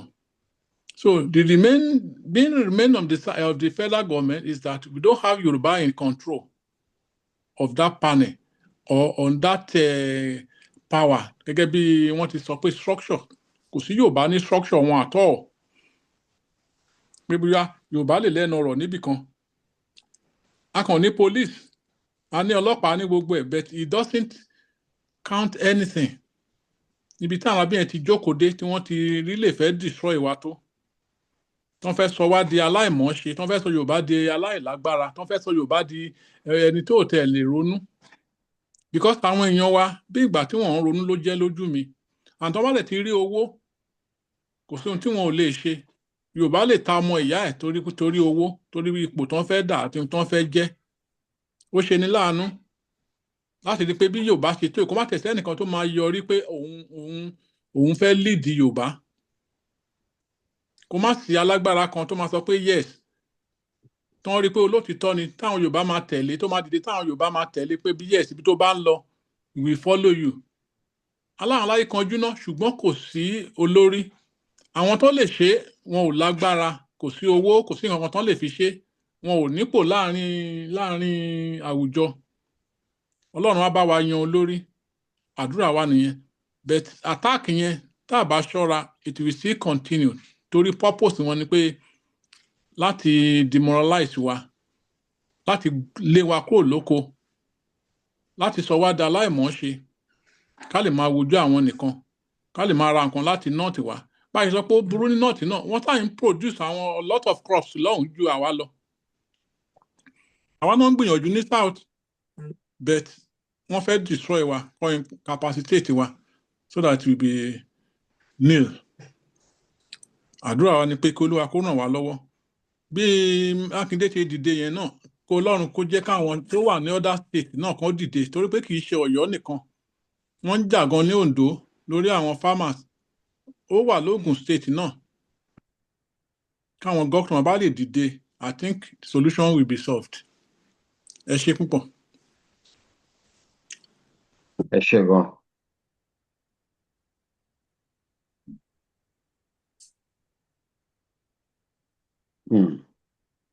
Thank you. Ẹ jẹ́ kí n pe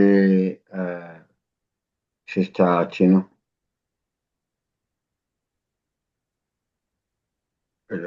Ẹ bá wa wo ìbéèrè kejì. Èmi feel pé number 2 yẹn wọ́n ti wà interwoven pẹ̀lú number 1. But kílẹ̀?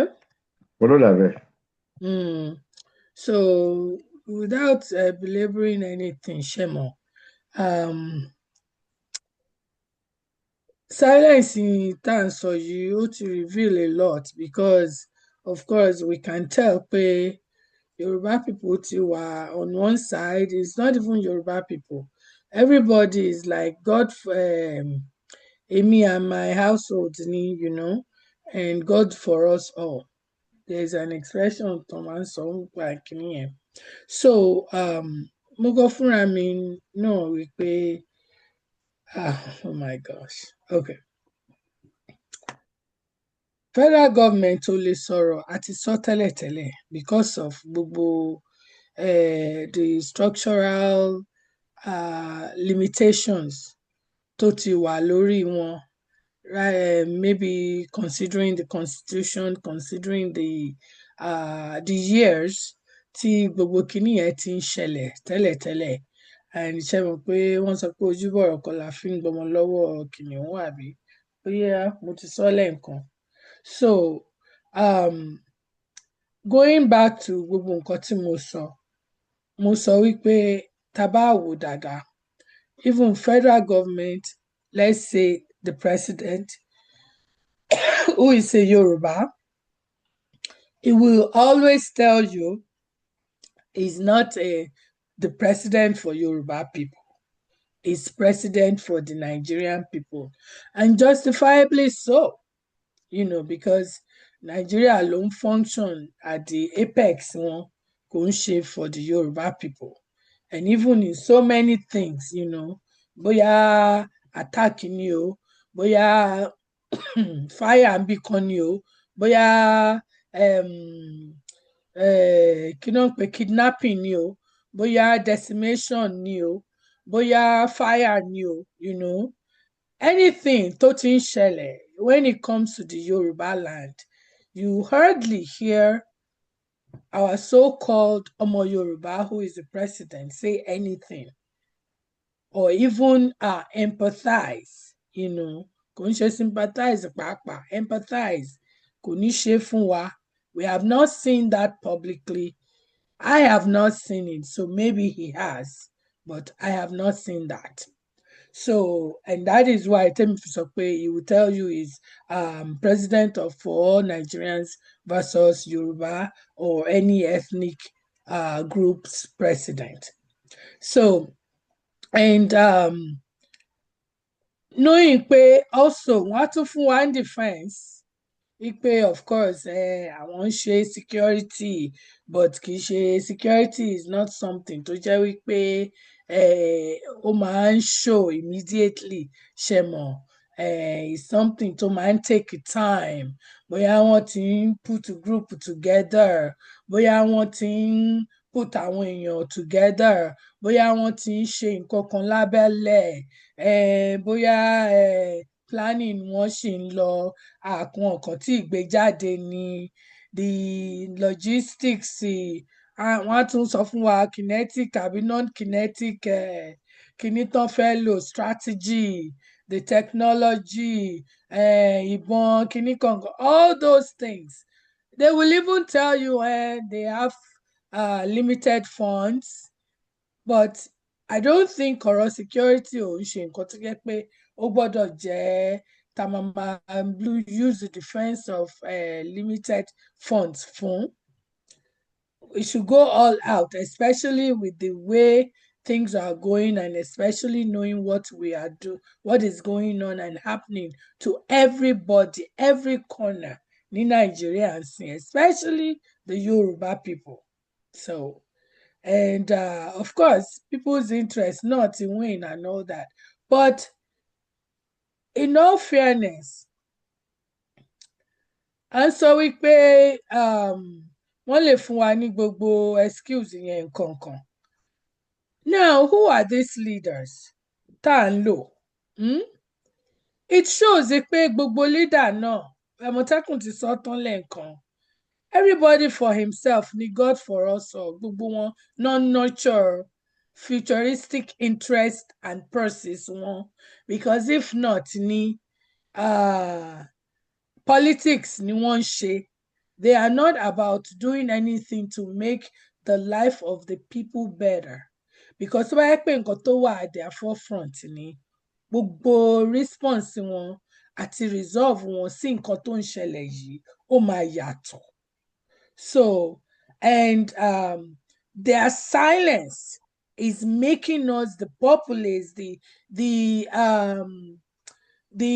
regular average people, individual, Yoruba or not, to know pé àwọn tiwa wọn ò tiẹ̀ rí tiwa rò.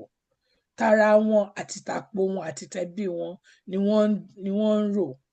As example, èèyàn kan tó jó lórí wá ń sìn, ọmọ ẹ̀ ó ti wà visible in everything tó ń ṣe. I mean, kò sí nǹkan tó ní pé kó ní kálukú má position rẹ̀, but at the end of the day, a mọ bó ṣe máa lọ, because wọ́n máa sọ fún wa wípé wọ́n máa gbé ẹni yìí, wọ́n máa gbé lé gbogbo àwọn other people tó jẹ́ wípé who are actually well qualified. You talk about skills, gifts, you talk about education, you talk about experience, you talk about the strategy, the planning, anything tí nǹkan tó bàjẹ́ nílùú wa yìí tó fẹ́ gbà, gbogbo àwọn tó mọ kíní yẹn tán lè ṣe, wọ́n máa gbé ọmọ yìí, wọ́n máa gbé gba orí wọn ni.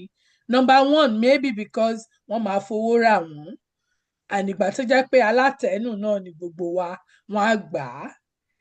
Wọ́n wá ṣe, wọ́n wá stampede and trample on people's interest. So tá ò bá tẹ̀ wá ṣe at the level tí gbogbo wa bá ní òkè àgbà. Ṣé báwọn náà mọ bọ́n ṣe máa yí electronics EVR àbí kí wọ́n fi vote? Wọ́n mọ bọ́n ṣe máa tò ó, tán máa ní pé lágbájá yẹn ló wọlé. Wọ́n mọ bọ́n ṣe máa yí padà. I mean, so a lot of things. Gbogbo àwọn handlers in Nigeria as of today àti sọ́tán. And I was looking at it when Àmọ̀tẹ́kùn was saying it, mo kàn ń rẹ́rìn ni, because I wrote all these things yesterday to myself. Directors, leaders, managers, handlers of Nigerians, heavy interest. Wọ́n ní interest wọn náà ń bẹ. And all these people, tagbe lórí wa, like he said, Afẹ́nifẹ́re, ńbo náà wà. In fact, when it suits them, they will tell you they are not, that they are apolitical. What does that mean? I mean, mo mọ nǹkan tó mean in the literal sense, but when it now on the flip, when it will benefit them, they will say, àwa ni kinní kan, olórí ọmọ Yorùbá kinní kan ṣe mọ̀. But when they need to do stuff, it will be like, wọ́n máa káwọ́ sókè ni, àwọn ò represent irú interest bẹ́ẹ̀. So what then do you sit for? Who are our representatives? Who are our leaders? High time gbogbo wa, now we are leaders. But we need to do something that will be for a communal interest, as opposed to our own personal, selfish aggrandizement. Àbí báwo ló lóyìnbó ẹ̀yin tẹ́ wà ń lo òyìnbó tẹ́ ṣe máa ń pè é. So yeah, wọ́n ti gbé, wọ́n tún náà sọ policy kan. Wọ́n máa roll out, wọ́n recruit firemen, fire marshal, civil defense. Forest rangers. Forest rangers, wọ́n ti sọ yẹn tẹ́lẹ̀. Eléyìí èyí tó ń gbóná lọ́wọ́ yìí, òun ni the civil service, the immigration, customs àti ìkẹrin mùkọ́bì kan, prisons, yeah. Tán recruit, tán máa ṣẹ̀ṣẹ̀ máa recruit nsìn. Who are we recruiting? What are we saying? The other day, àwọn tán recruit àárín wọn tán ní pé wọ́n tẹ̀ ń ṣọmọ Nàìjíríà, dépò tán á fẹ́ jẹ́ wọ́n ń ṣe Hausa, wọ́n ń ṣe Igbo, wọ́n ń ṣe ọmọ Yorùbá. Wọ́n dẹ̀ recruit wọn into Nigerian kini. Everything about Nigeria is screwed. Ẹ jọ̀ọ́ ẹ má bínú Yorùbá mi yẹn. Wọ́n korí sókè ni. Ó ti wobble. Yeah, America àbí ìlú òyìnbó wọ́n lè gbà kí ọmọ ìlú bòmíì kó wà nínú ogun wọn nǹkan. But they must have gone through the process. Kí ni process wa tó wà in place? Nígbà táwọn káwọn Fúlàní ìwọlé à ń pariwo lórí ìkànnì yìí náà láti ń pariwo àti jáde àti ṣoríṣiríṣi. Process wọn immigration ẹ wò wọ́n investigate wọn ṣe báyìí ṣe tọ̀hún. But it was not too late at that point. Bàbá tó wà lórí ìkíní ó mọ nǹkan tóun ṣe at that time. Nísìnyí omi wọn ti pọ̀jọ́ ká wa lọ. Mo ń gbọ́ nǹkan kan tí ṣáwí kónkó ni àbí no bàbá yìí Sokoti, he was saying something about àwọn èèyàn wọn lọ sí oríṣiríṣi strategical locations ní Yorùbá land. Ó wá ń sọ fún wa wípé we are so fully surrounded. Ó validate nǹkan tí bọ̀bọ̀ kan tó jẹ́ one of the people tó ń represent the council ní Ọ̀yọ́ state nígbà tí ọ̀rọ̀ kìíní ìṣẹ̀ṣẹ̀ bẹ̀rẹ̀. Torí mo ń bá sọ̀rọ̀ ó ní sister mi pé these people they have us surrounded. Ìgbà yẹn wọn tẹ̀ tí bẹ̀rẹ̀ wọn tí tó yẹn o.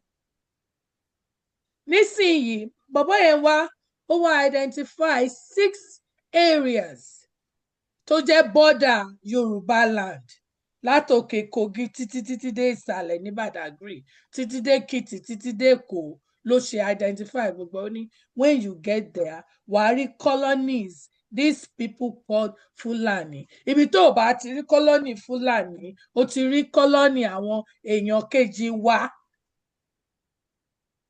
that we are happy to sell properties and a lot of things to.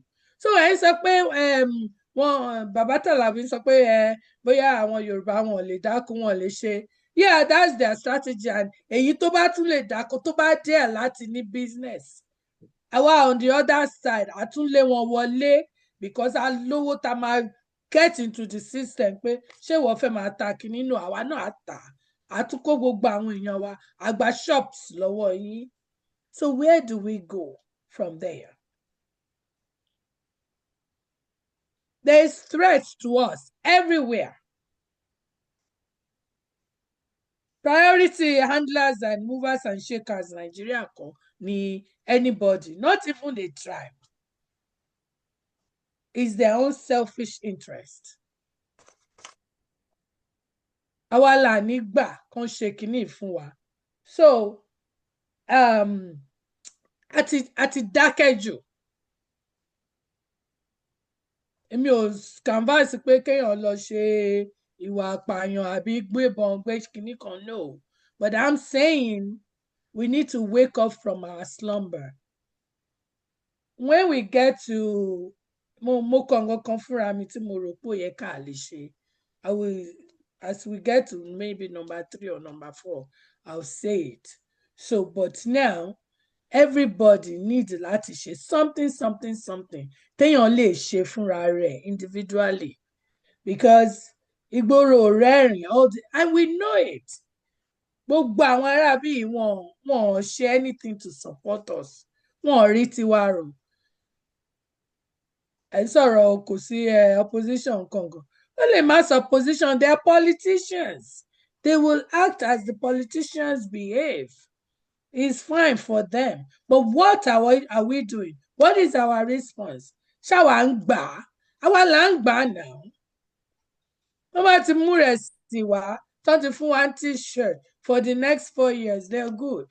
Meanwhile, ọmọ tá a tọ́ tó jẹ́ 10 years lénìí, in 4 years, it will become 14. Èyí tó jẹ́ 14 lénìí, in 4 years, it will become 18. Wọ́n ti reroute to destiny ẹ̀. Because wọ́n jẹ́ kó ṣe nǹkan tó fẹ́ ṣe lásìkò. So goes the JAMB. So goes WAEC. University ńkọ́. I mean, everything. Ẹ jẹ́ n dúró níbí báyìí. Ẹ ṣé. Ẹ ṣé gan-an, Sister Tinu. Well, ọ̀rọ̀ yẹn wọ́n ló sọ sí mi lẹ́nu, ó bomi sí. Ẹ jẹ́ kí Dr. Oyefúlẹ̀ sọ̀rọ̀. Torí ẹ sọ nǹkan kan tí Gómìnà ti sọ fún wa over 2 years ago. Pé you have been caged.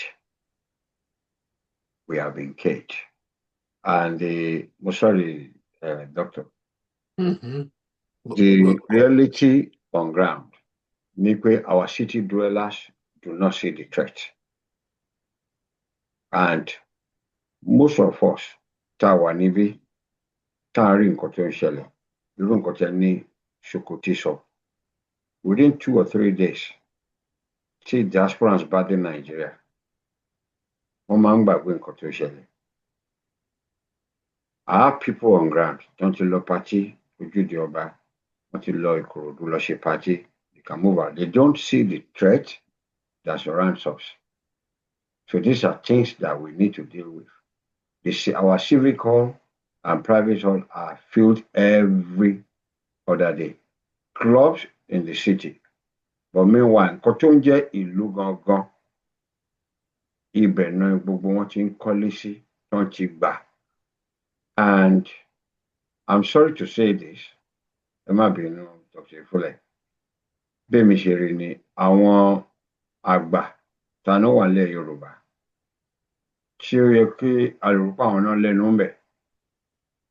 Kí ni wọ́n ń wò nígbà tí tírélà tó ń kó èèyàn wọlé during the COVID, during the pandemic, tí ó pé all over the world kò sí movement, wọ́n dẹ̀ ń kó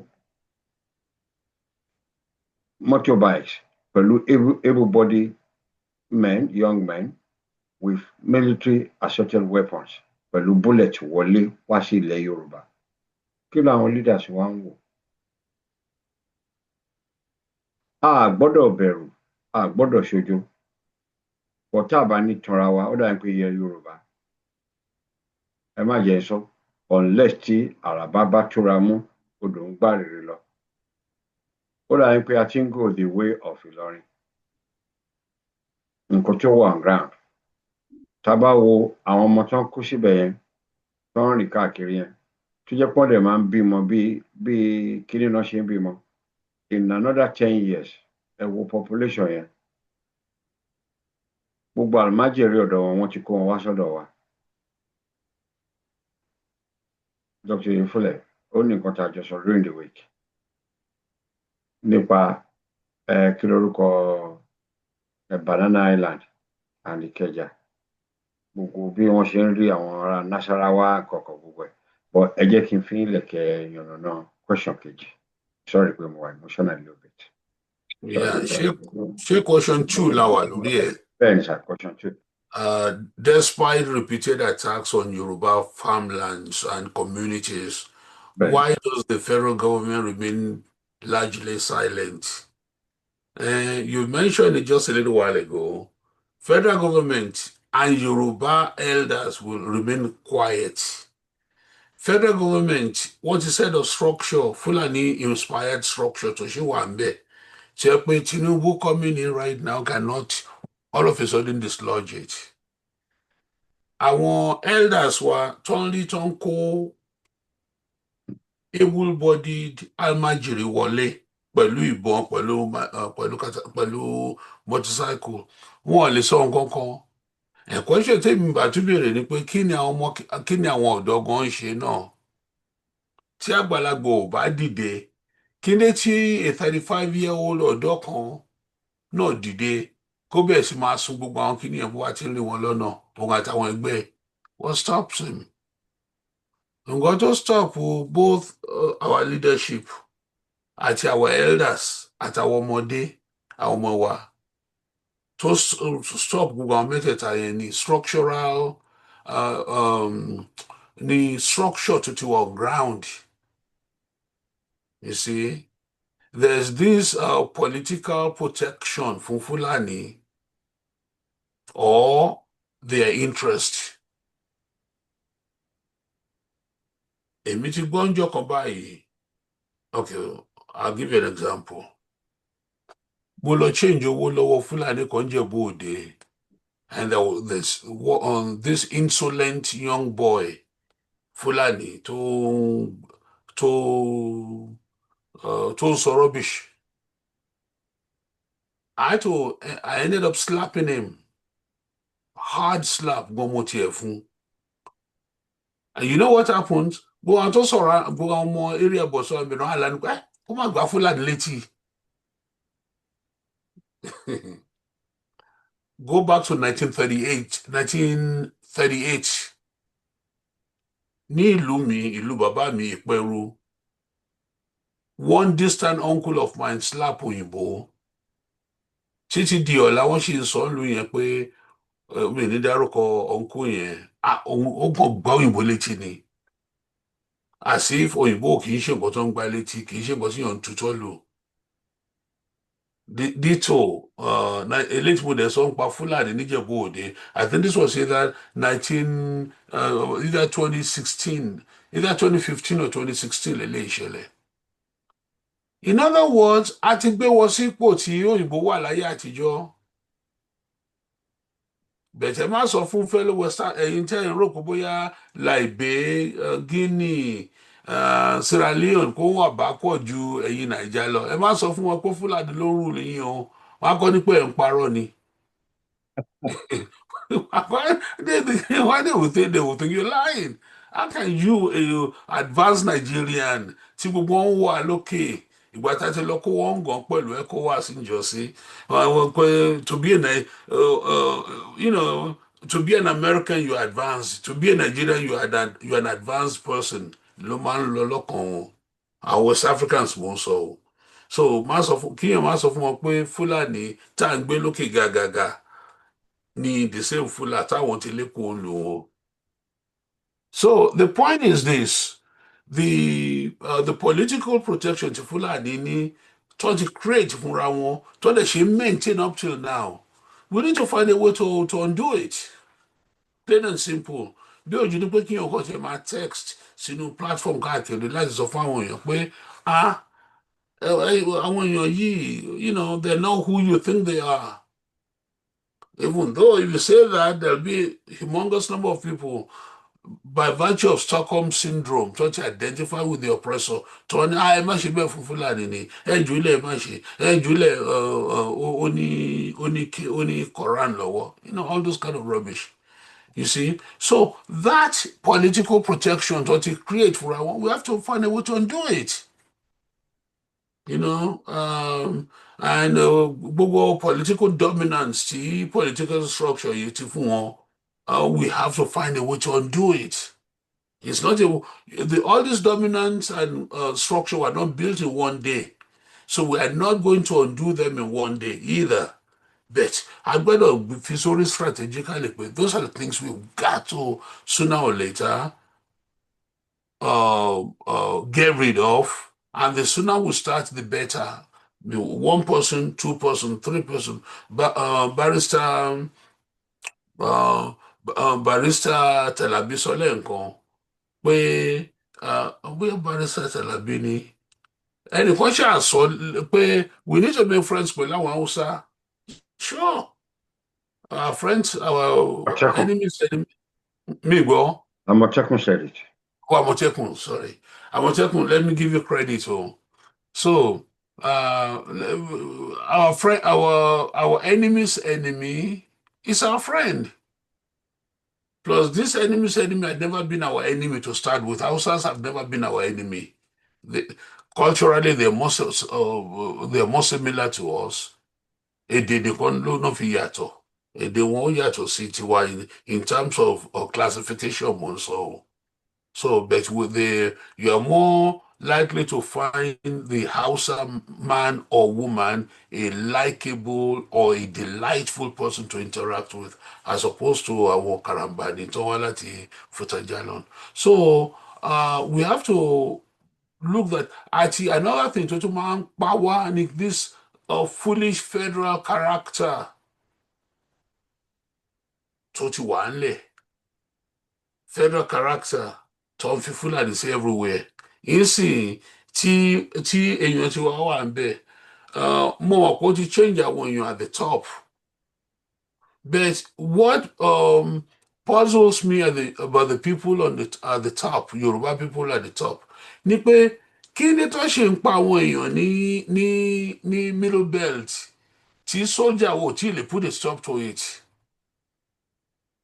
Nigerian soldier, that is, under the Yoruba leadership. Why? Something's going on. Kò yé ò yé mi. I was watching about 2 weeks ago lórí YouTube. One person from Middle Belt ní pé àwọn Nigerian soldier gan náà ń pa àwọn èèyàn wọn. Is that true? We need to look into that. Pé à ń sọ pé wọ́n á gba ṣakabula lọ́wọ́ àwọn èèyàn, wọ́n á pa a few of them, àwọn karambani tó dẹ̀ di machine gun wọ́n á jẹ́ káwọn ẹ̀ máa lọ. Is that still occurring up till today? I don't know. Me more. So those are the issues we all need to look into. We just must look into that and see what the nation and each individual also included can do. You see, what can each person do? Just let the guy next to you on the train, on the plane, more way, and people, this who they are. I used to do that. There's some flight me across the Atlantic where I don't engage my next door, my neighbor, the seat next to me, and just try to pass information on to them. So so that's the way I see it, Barrister. And and the other question was, what does this silence reveal about the limit of Yoruba protection within Nigeria?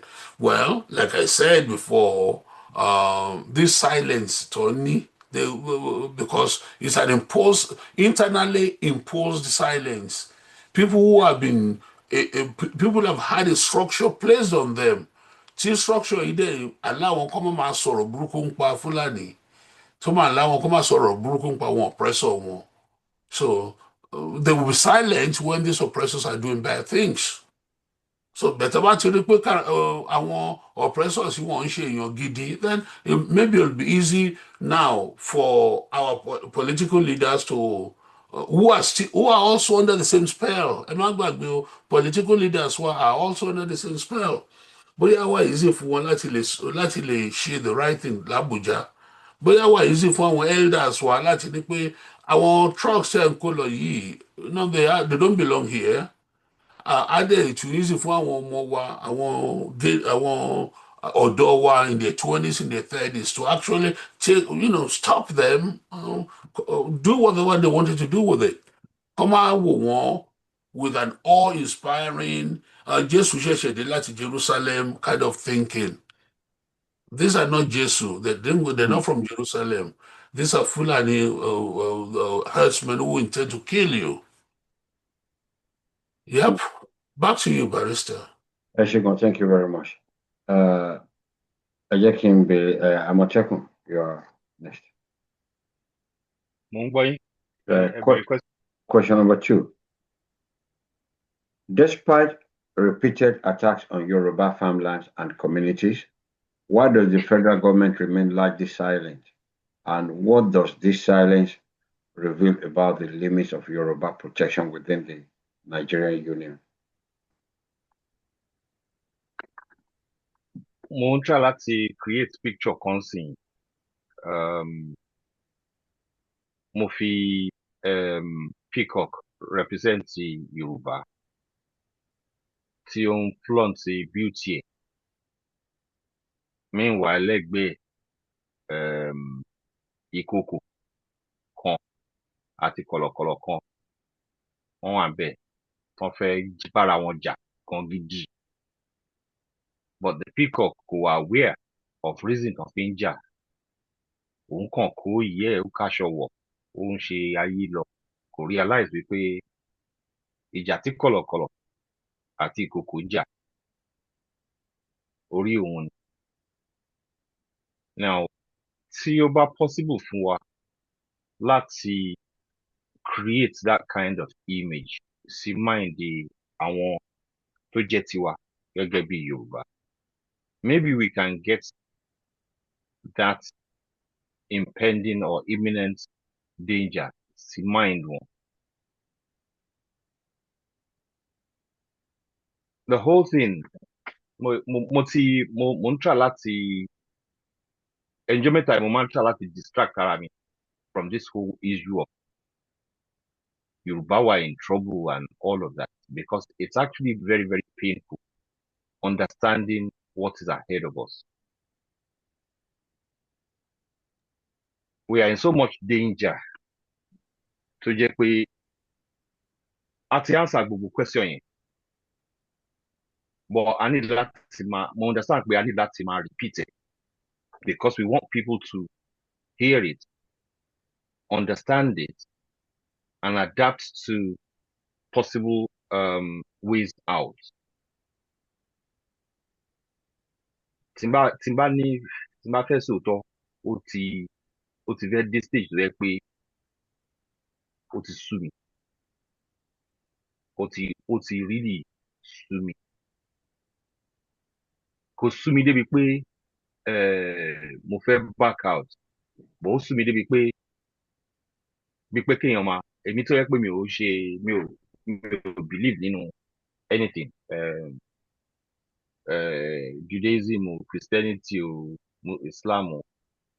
Ó ti wá jẹ́ kí stage kan sìn tó yẹ pé mo fẹ́ lè máa bẹ lọ́hùn pé let these people understand what is going on around them.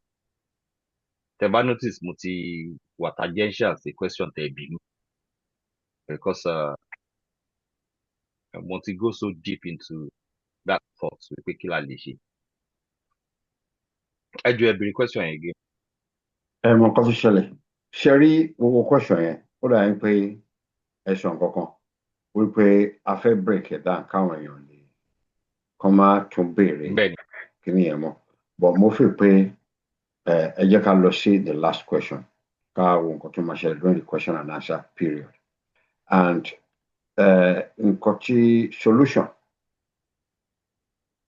àti highlight problem ta ní challenges ta ní enough under Tinubu's administration. People have spoken that it's just there, it's a stooge and all that.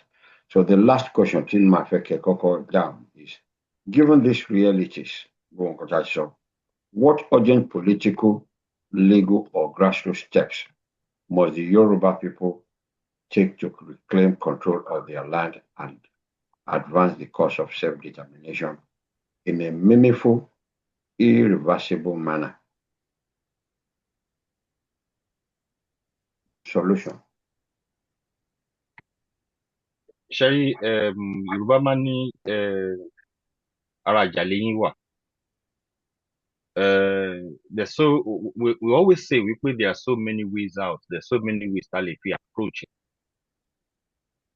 In my mind, man sọ pé every way tàbá lè fi approach it, ló yẹ ká fi approach it. When èèyàn bá fẹ́ sọ pé diplomatic o, legal o, diplomatic o, and all of that. And there's another one to yẹ pé mo mi ò fẹ́ mention. The reality of today is wípé nobody gives power to anybody.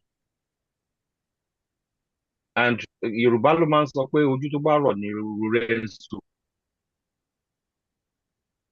We are asking hardened criminals wípé okay, tó bá pariwo mọ́ mi nsìn, I'll hand over my wallet. That's all we're saying in reality.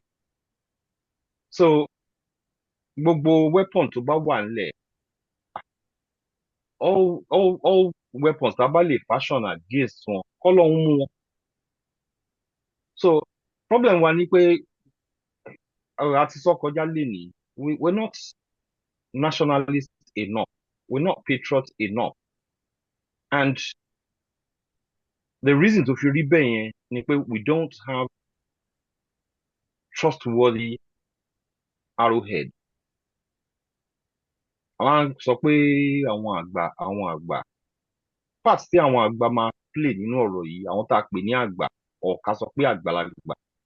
To me, àgbà means a very different thing entirely. Àwọn tá a pè ní àgbàlagbà, they should just be in the background. Àwọn èèyàn tó jẹ́ pé wọ́n ní vigor, wọ́n ní stamina, wọ́n wà staunch, wọ́n wà calculating and all of that. Àwọn èèyàn tó jẹ́ pé wọ́n wà current are the kind of people we need nísìnyí. Àti mo ti fi ọ̀rọ̀ yẹn mo ti sọ kọjá, mo ti in my own way mo ti sọ kọjá lẹ́nu pé this thing is not a thing wípé kéèyàn máa ṣe ní wishful thinking. It that has to be snatched. Èkì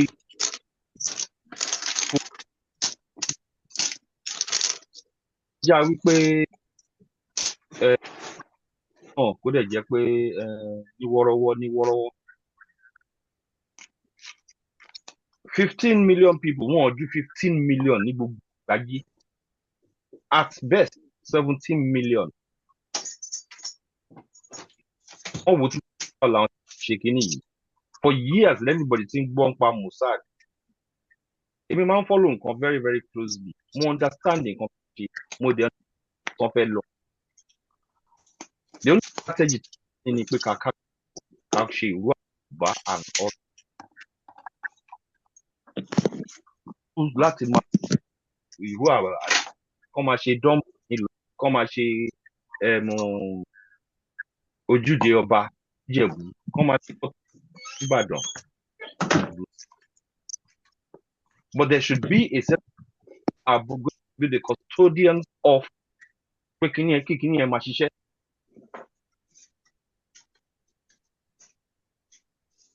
At this stage kan sìn tó jẹ́ pé we've answered all the questions, but we haven't questioned all the answers. So ní strategy ní nǹkan kan, we're still being subservient to àwọn èèyàn tó yẹ pé they cannot offer us anything, and we're not even trying enough láti reach grassroots gangan níṣẹ́ yẹn wà. Understand what is going on. Let them understand what the possibilities are. Kí ni báwo ni ilé ṣe lè rí in 10 years to come? Báwo lọ yẹn ìrìnà kí ṣe sórí tọ́bọ̀ òṣè? Kí ni nǹkan táwọn Chinese ṣe tá lè ṣe? Kí làwọn Indians ṣe tá lè ṣe? The Chinese make a decision wípé they are not going to be a resource for anybody, but the Africans have remained a resource. In resource, wá labour India normal. Tán bá ń wá minerals tán wá. We sit down and just accept it. We are just affinity for agbada, affinity fún ká lọ jẹbọ, affinity fún ká máa sọ pé mo lówó ju ẹ lọ and all of that. And this is part of the problem, Stanley. We don't solve problems. Complain. But we haven't caused any serious body to máa sọ wípé listen, future wa wà in danger, future àwọn ọmọ wà in danger. Ibi tí Ọlọ́run ṣe dé fún wa, a ní agbára. When it comes to intelligence, kò wọ́n wá. But rather for to cooperate, and that is what is dividing us. And this is looking at things respectively. Kí ló wrong pẹ̀lú Yorùbá? Kí Yorùbá gangan sọ fúnra wa pé kí ló wrong pẹ̀lú? Kó tó di pé a máa wò báwo la ṣe máa tackle ìkòkò àti kọ̀lọ̀kọ̀lọ̀ tó fẹ́ gbé wa. Nigeria will continue to be what it is. In fact, it will get worse. And now our gone ni prize, our ni trophy to one bit.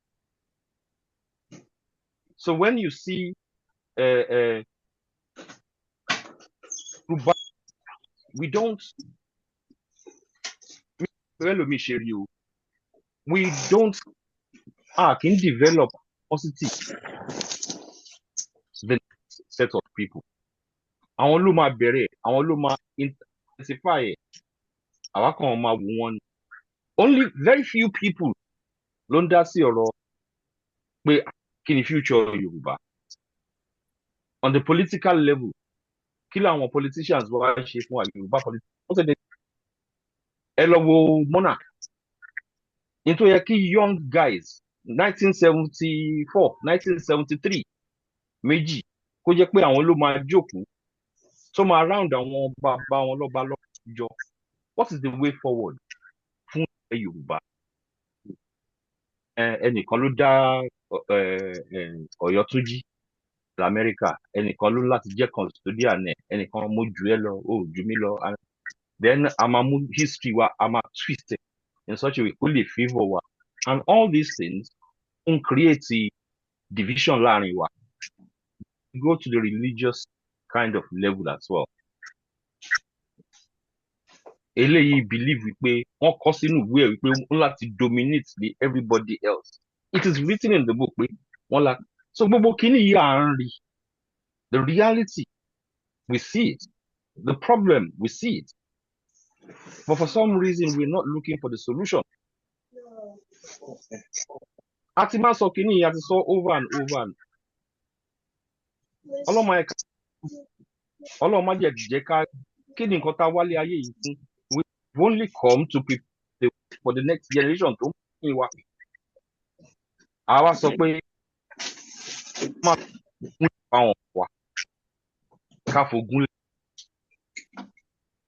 so have this idea gbogbo àwọn kí ṣe ọ ní ideology ronú bẹ́ẹ̀.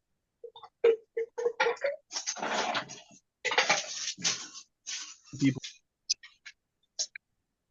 I'm sure there are ways tó jẹ́ pé a lè takò àwọn tó jẹ́ tó bá ní ìpè ká ń bára àwọn èèyàn láti in line.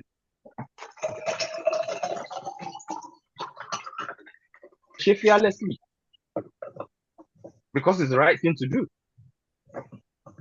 So the solution is there and mi ò ní try láti underplay pé easy is now. Who dares wins? Yes, man. So who dares wins? So gbogbo rhetoric la máa ń rí láti ọ̀dọ̀ àwọn politicians wa ọ̀dọ̀ àwọn ọba wa láti àgbààgbà wa. Dares wins ni. Are you prepared to die for your nation? Could you have that nobility in you?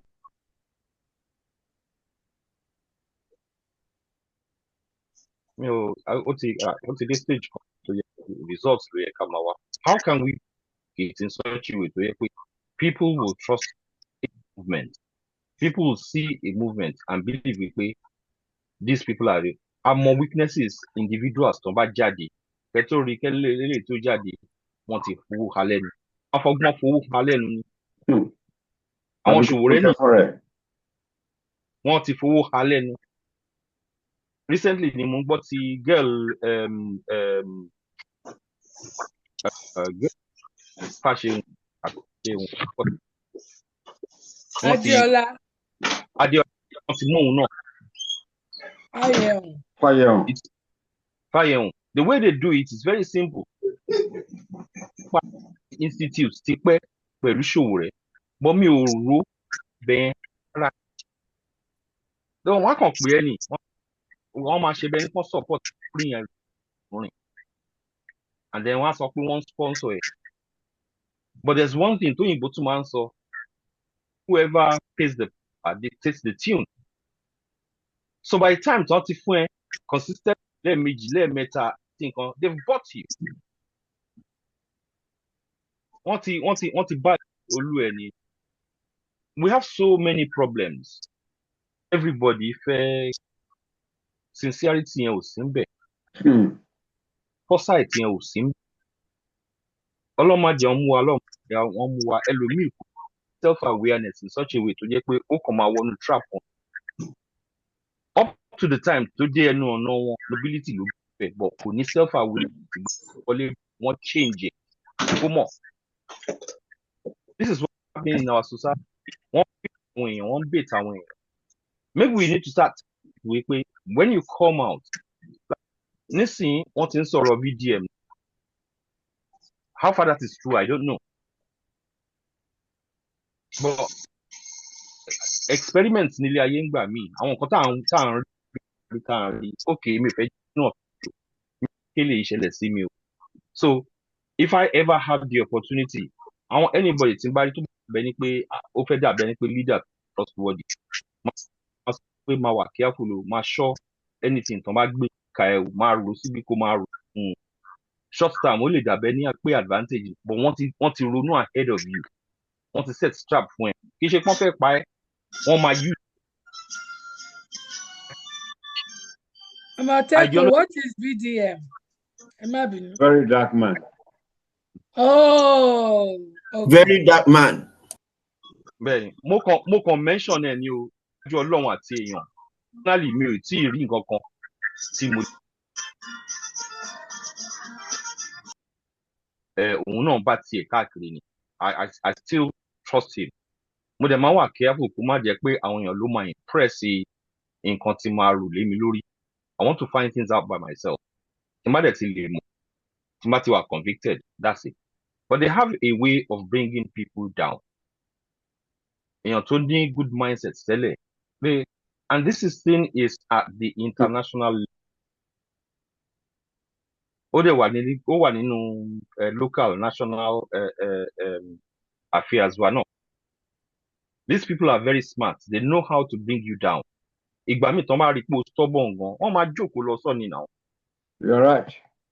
Lo social psychology àlò. Ká lo social psychology láti fi build society wa àlò. We're doing it. Ẹni tó bá notice nísìnyí, à ń regress ni. We're actually going backwards. That's correct. Àwọn simple things tó yẹ kó ti ṣẹlẹ̀. Ẹ wo irú ìlú yìí. Nàìjíríà bá ṣe wà populous tó, bá ṣe ní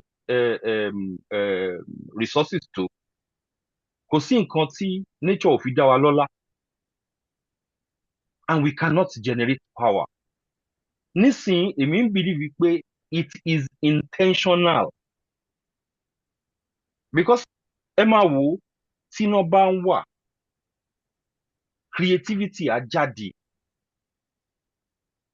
Okay, ẹ jẹ́ kí n fún yín ní example kan. Why is it tó jẹ́ pé music industry wa ó ń tà? It's because they don't need any input from the government. Wọ́n supply nǹkan tí gbogbo ayé ń fẹ́, tí gbogbo ayé ń demand. So that is a model on itself. Why are people interested in that music? Ẹ jẹ́ ká kúrò ń bẹ̀yẹn náà, ká tún wá bọ́ sí di football. Nigeria is not the worst football nation in the world. Ó dá mi lójú pé bàbá tẹ̀ gba World Cup, the major World Cup rí. I believe that we should have been closer than what we've been doing. Now, kí mo fẹ́ mú jáde ń bẹ̀? There's a possibility for unity of this nation. But some people are holding it back. Either out of corruption or out of pé kán máa lo ideology pé kán fi divide wa. Ló ṣe jẹ́ pé we've gone so far as winning Olympic gold medal, if I remember right. Yes. So the models are there láti sọ fún wa pé chances wà fún wa láti progress as a nation. Nǹkan tó fà á tí a fi go forward ni pé a ní positive distraction. Pápá níná ni tí ọmọ Igbo ń produce mobile phone, tó ń produce air conditioner, tó ń produce fan, tó ń produce fridge and all of that. Àti kúrò ní consumer nation. Tó bá dé stage kan, àwọn gan tó wá lè máa export àwọn kìíní yẹn, but they don't want us to do that. And this is not something tó jẹ́ pé Àmọ̀tẹ́kùn is a genius. Àmọ̀tẹ́kùn nìkan ló mọ̀. Our people, àwọn àgbààgbà wa knew this thing a long time ago. So kí ló dé tí wọ́n fi wá correction sí? because we've been told to keep us as stock. Labor force tó jẹ́ pé a máa generate sustenance for citizens there. But then táwọn bá need labor force wọ́n máa call wa jáde by saying pé ẹ wá gba visa lottery and all of that. Ẹ̀yin káwọn ọmọ tí ń lọ kán lọ wọ́n gbé visa lottery wá wọ́n gbé immigration rules wá àwa dẹni tó jẹ́ pé aha. And when you actually go back wípé o fẹ́ lọ contribute the system is so bad débi pé o ò lè fit in. 90% of people tó lọ invest, especially small scale, ó máa tẹ́ bọ̀. So the whole thing has been woven against the ordinary people. Could they change láíláí? Because there is that leading hegemony that will not allow even their own people láti gbórí sókè kámbọ̀sibọ́sí ọmọ ọlọ́mọ. But it is a problem. And as far as I know, ìwọ̀nba philosophy tí mo mọ̀, for every problem, there is a solution. Mm-hmm. There's a solution. Ó máa take time láti construct but when you are committed and when you allow different ideologies láti build that central aspiration, you will succeed. Ẹ jẹ́ ká bẹ̀rẹ̀ lé bá ṣe máa make bá ṣe wà yín sìn bóyá bí 2 million naira la ní. Ẹ jẹ́ ká bẹ̀rẹ̀ sí ní plan, ká bẹ̀rẹ̀ sí ní jà in such a way tó yẹ pé by the end of this year and láti ní 100 million. That is a very, very big gap. It is a seriously big kind of adventure. But this is what a leader would do, knowing fully well wípé bó ti yẹ pé 30% target yẹn la make, it is progress. Ṣé gbogbo eléyìí ni all of these people pẹ̀lú professorship pẹ̀lú PhD pẹ̀lú níwọ̀n ọmọ? We're not saying anything new. The only new thing ta need is àwọn èèyàn Ọlọ́run, and I say èèyàn Ọlọ́run in my own little bracket. Men of God, men of progress, men of humanity, and women. We need to start convincing our people wípé ìyà ń jẹ wọ́n. Let them know wípé ìyà ń jẹ wọ́n. You are a nobody. You are a number. Number lásán ni ẹ́. And you are not number one. Oh, they're the number one láíláí. Ọmọ ẹ ò lè di anything. Ó kan náà, òun náà máa die as a number ni. Stop being a number. Now start being a citizen. Tó yẹ pé wọ́n máa recognize ẹ̀, wọ́n dẹ̀ máa afford ẹ̀ ní respect citizen. Thank you. Once these people àpọ́nlé ni president, civil servant ni, administrator ni, àwọn judges the same thing, àwọn ọlọ́pàá the same thing. Sábà máa sọ pé a fẹ́ fún anybody ní any super reverence. Lọ́dọ̀ tèmi, àwọn sójà ló yẹ kó jẹ́. Because the people who are prepared to defend the nation. Emma, thank you very much. God bless you. Sherry, nípa tàwọn sójà tẹ̀sán yẹn. Ní wọn ní Nigeria.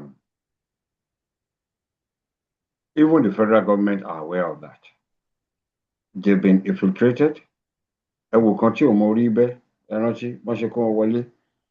And we've had testimony from Igbo. About 4 years ago, I don't want to be fronting name, but I called a prominent sister, the wife of our late governor who died recently. Money share notice we pay the same Nigerian army, Tolosi Ekomog, and came back with commendations are the one running from Boko Haram.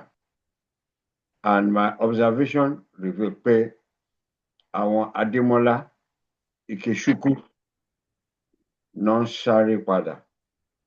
Where are the Yusuf? Where are the Ibrahim? Àwọn tó ń sá nìyẹn, wọ́n náà fáwọn ní tools, kò sí bàtà. We've had testimony of a military officer who claimed to be a sharpshooter, a left-hander. Tony, you're killing Fulani too much. From the command to what, not to shoot or not on the side. Then, so the morals are bad, and they know it. Because if the Nigerian army are indeed effective, Nigeria as a nation is not fighting any war with any nation at the moment. It should be a matter of deploying them into the jungle to drive these people out. But you dare not. And in between because àwọn náà lè tún fẹ́ síbẹ̀ ṣé àwọn tó yẹ pé wọ́n ń gbé helicopter láti wá reinforce àwọn people yìí lálẹ́. Ìlú tí bọ̀rọ̀kìnní ìlú bá ti sọ̀rọ̀ tó ti ní kò mọ̀rọ̀ sọ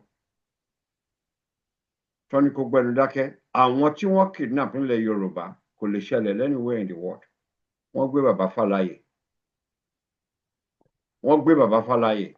Tá bá sọ àwọn tá à ń pè aṣíwájú àgbà, people that at least we believe they're intelligent, they are generally accepted by our people. Wọ́n gbé Ìwárajà náà ti gbé Dr. Hamzat.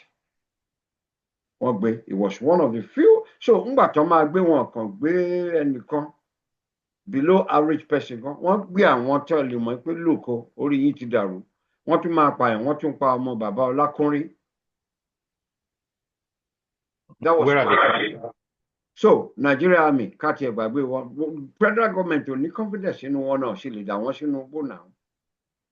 Torí tó bá yẹ pé àwọn lè tẹkọ lọ ECOMOG, ogun ológun, ogun Africa.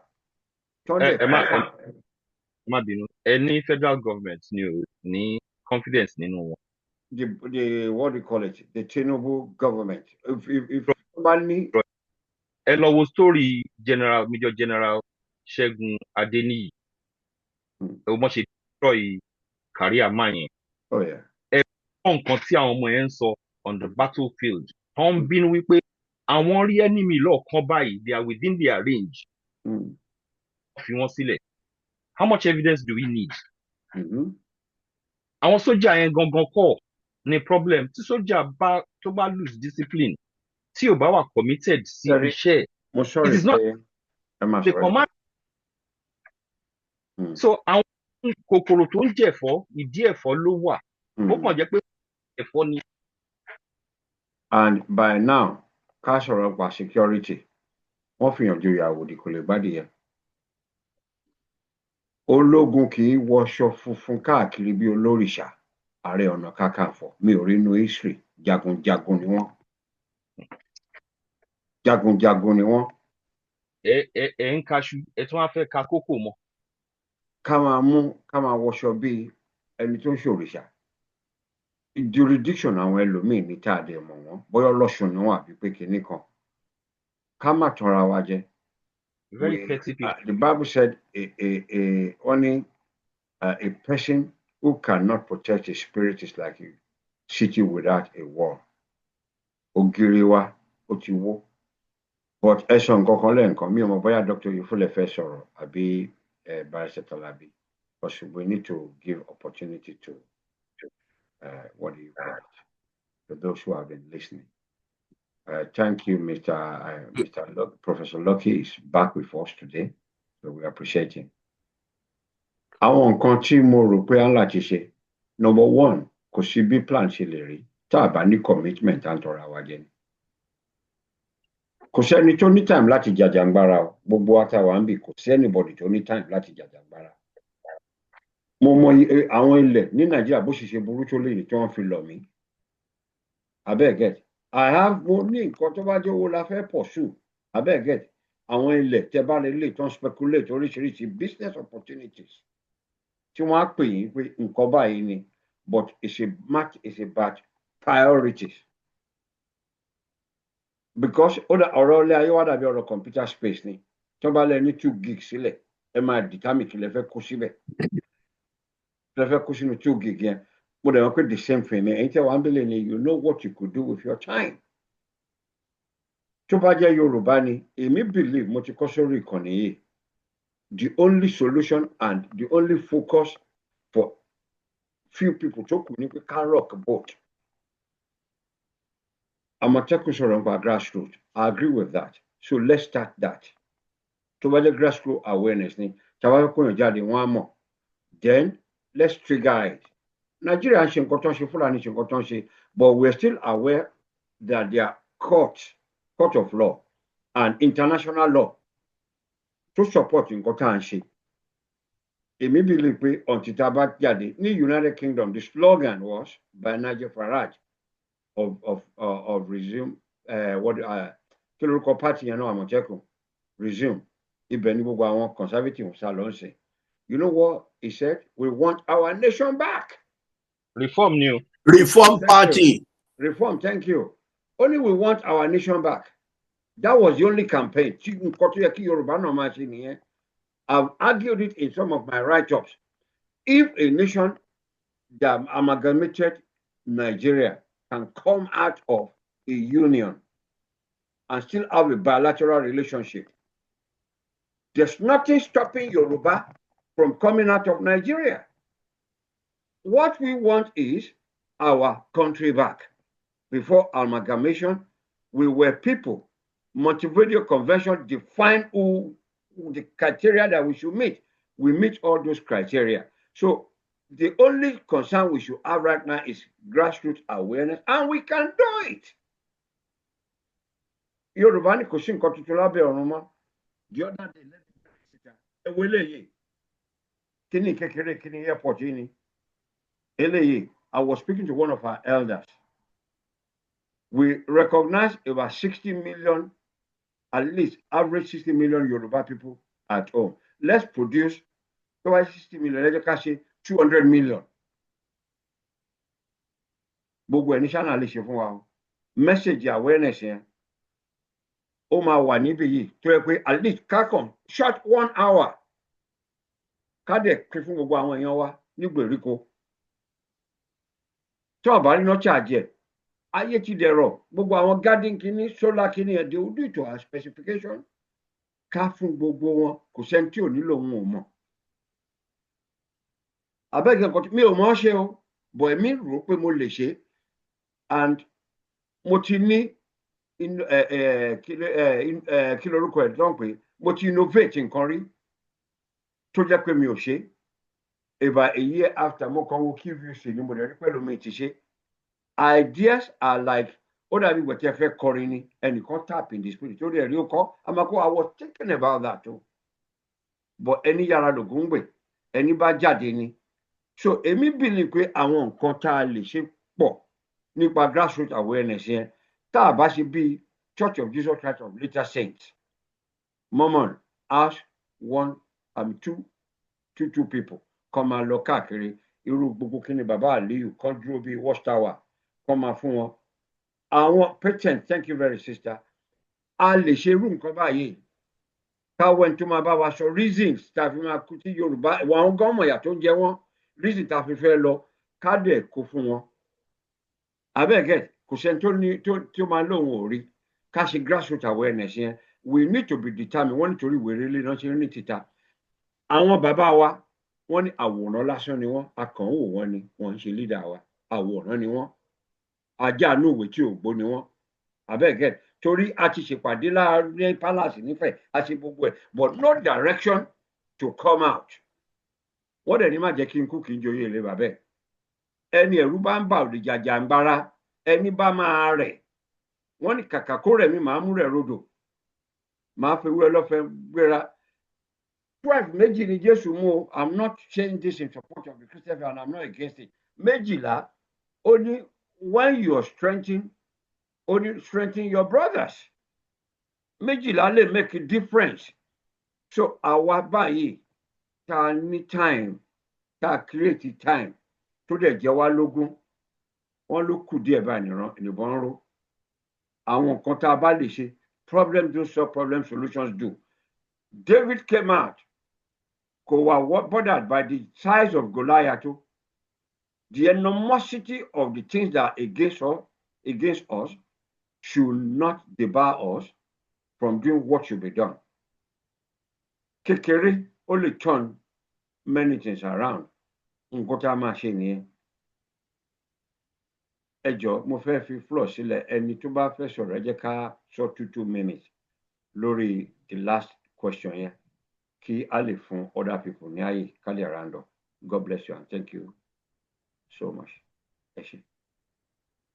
Dr. Ifule. Yeah. Last question yẹn ni pé political, legal, and grassroots steps that Yorubas must take to reclaim control of their land. Yeah. And the question itself speaks for the question, give its own answer. But I'm going to say political, legal, grassroots, and also getting international, creating international engagement. Because by me, BBC, CNN, they do help. So those are the type of things we could do.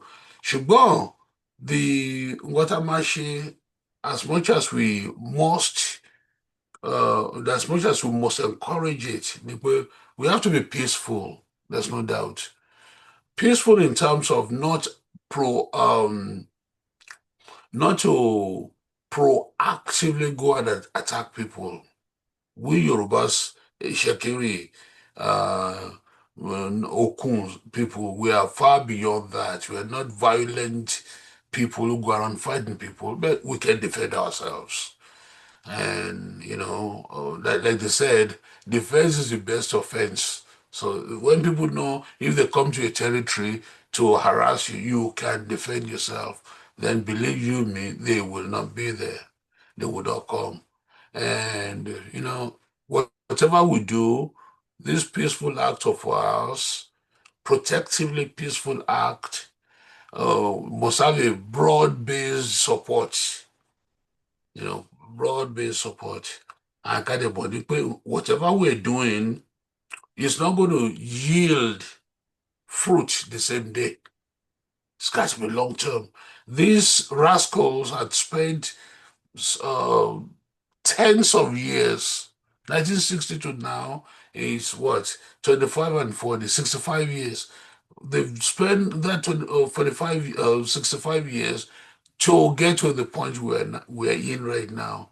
So whatever we do until we become a nation, a Yoruba nation, we must understand in it what is not going to. You may not immediately reverse the trend, but each day it reverses the trend of what these people have done. The closer we will get to our destination. So those are the things I want to put in.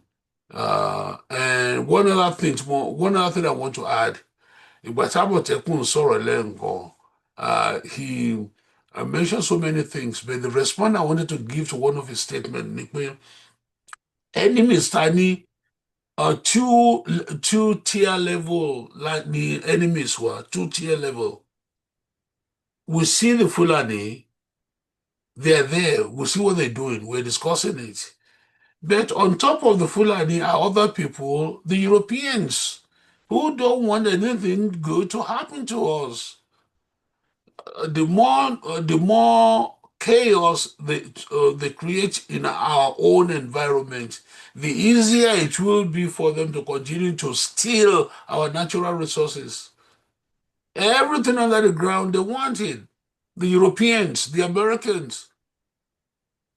Àwọn gan-an fún the Fulani, they're giving the Fulani ideas about what to do. They may not be teaching them directly, but the Fulanis are responding to what these people want, because the Fulani will give them out freely. Resources of the land doesn't belong to the Fulani. These are all vagabonds who move from place to place. So they have no value. They don't form any emotional attachment to the land. So anything under the land they capture, they'll sell them off. So we've got to keep that in mind. It's a two-tier enemies we have to be aware of. The Fulani are immediately on top of us, and the Europeans who are directing, the Uromi, lórí omi, or any Lulu. I love you so much. God bless you for laughing at me. Ẹni lulu ẹ ó wà lábẹ́ odò. So the Europeans are the ones, and the Fulani are the Uromis. So we just have to be careful, and we just have to be very careful. We just have to be very careful. And some people are having fun in Nigeria. They want me to see how much fun they're having instead of going to fight Fulani. Anyway. So Ìjẹ̀bú nìyẹn wọ́n ṣe ń ṣojú di ọba lọ. I'm telling you, forever and ever. Anyway, so that's the facts. The Fulanis are the immediate weapon used by the Europeans, and the ultimate people are the ultimate planner of where we are right now, the Europeans. Neocolonialism, no? And most of us are not aware that we're under neocolonialist threat. We are every day. They don't want us to progress. Why is to show you why they don't want us to progress? Just ask yourself, why do Nigerians in UK, in the US, in Canada, all over, become sterling citizens? Everybody wants a Nigerian. But back in their homeland, they ain't shit. You mean once you get across that ocean, your intellect suddenly grows? No, the intellect has always been there, but they intentionally create a situation where your country will not move forward. And that's the whole definition of neocolonialism. And the Fulani are just weapons being used. Back to you, Barrister. Thank you very much. Sister Varsachino, you have anything to say? Yes, but well, just to support nǹkan tí àwọn àgbààgbà méjèèjì yẹn ti sọ. Like bí mo ṣe sọ nǹkan tí mo kọ síra mi àná when I was going through this thing, and òun náà ni mo fi fẹ́ fi ká questions yẹn lẹ̀. So urgent political, legal or grassroots steps tí Yorùbá people should take. To me, it merges up to the third question, centralized control of the agency, and how does this weaken Yoruba efforts toward Yoruba self-determination? Yeah, ó ti diffuse everything, but mo sọ fúnra mi pé we will not allow it to dampen our spirit, but we will continue, to strategize, to move forward and progress. And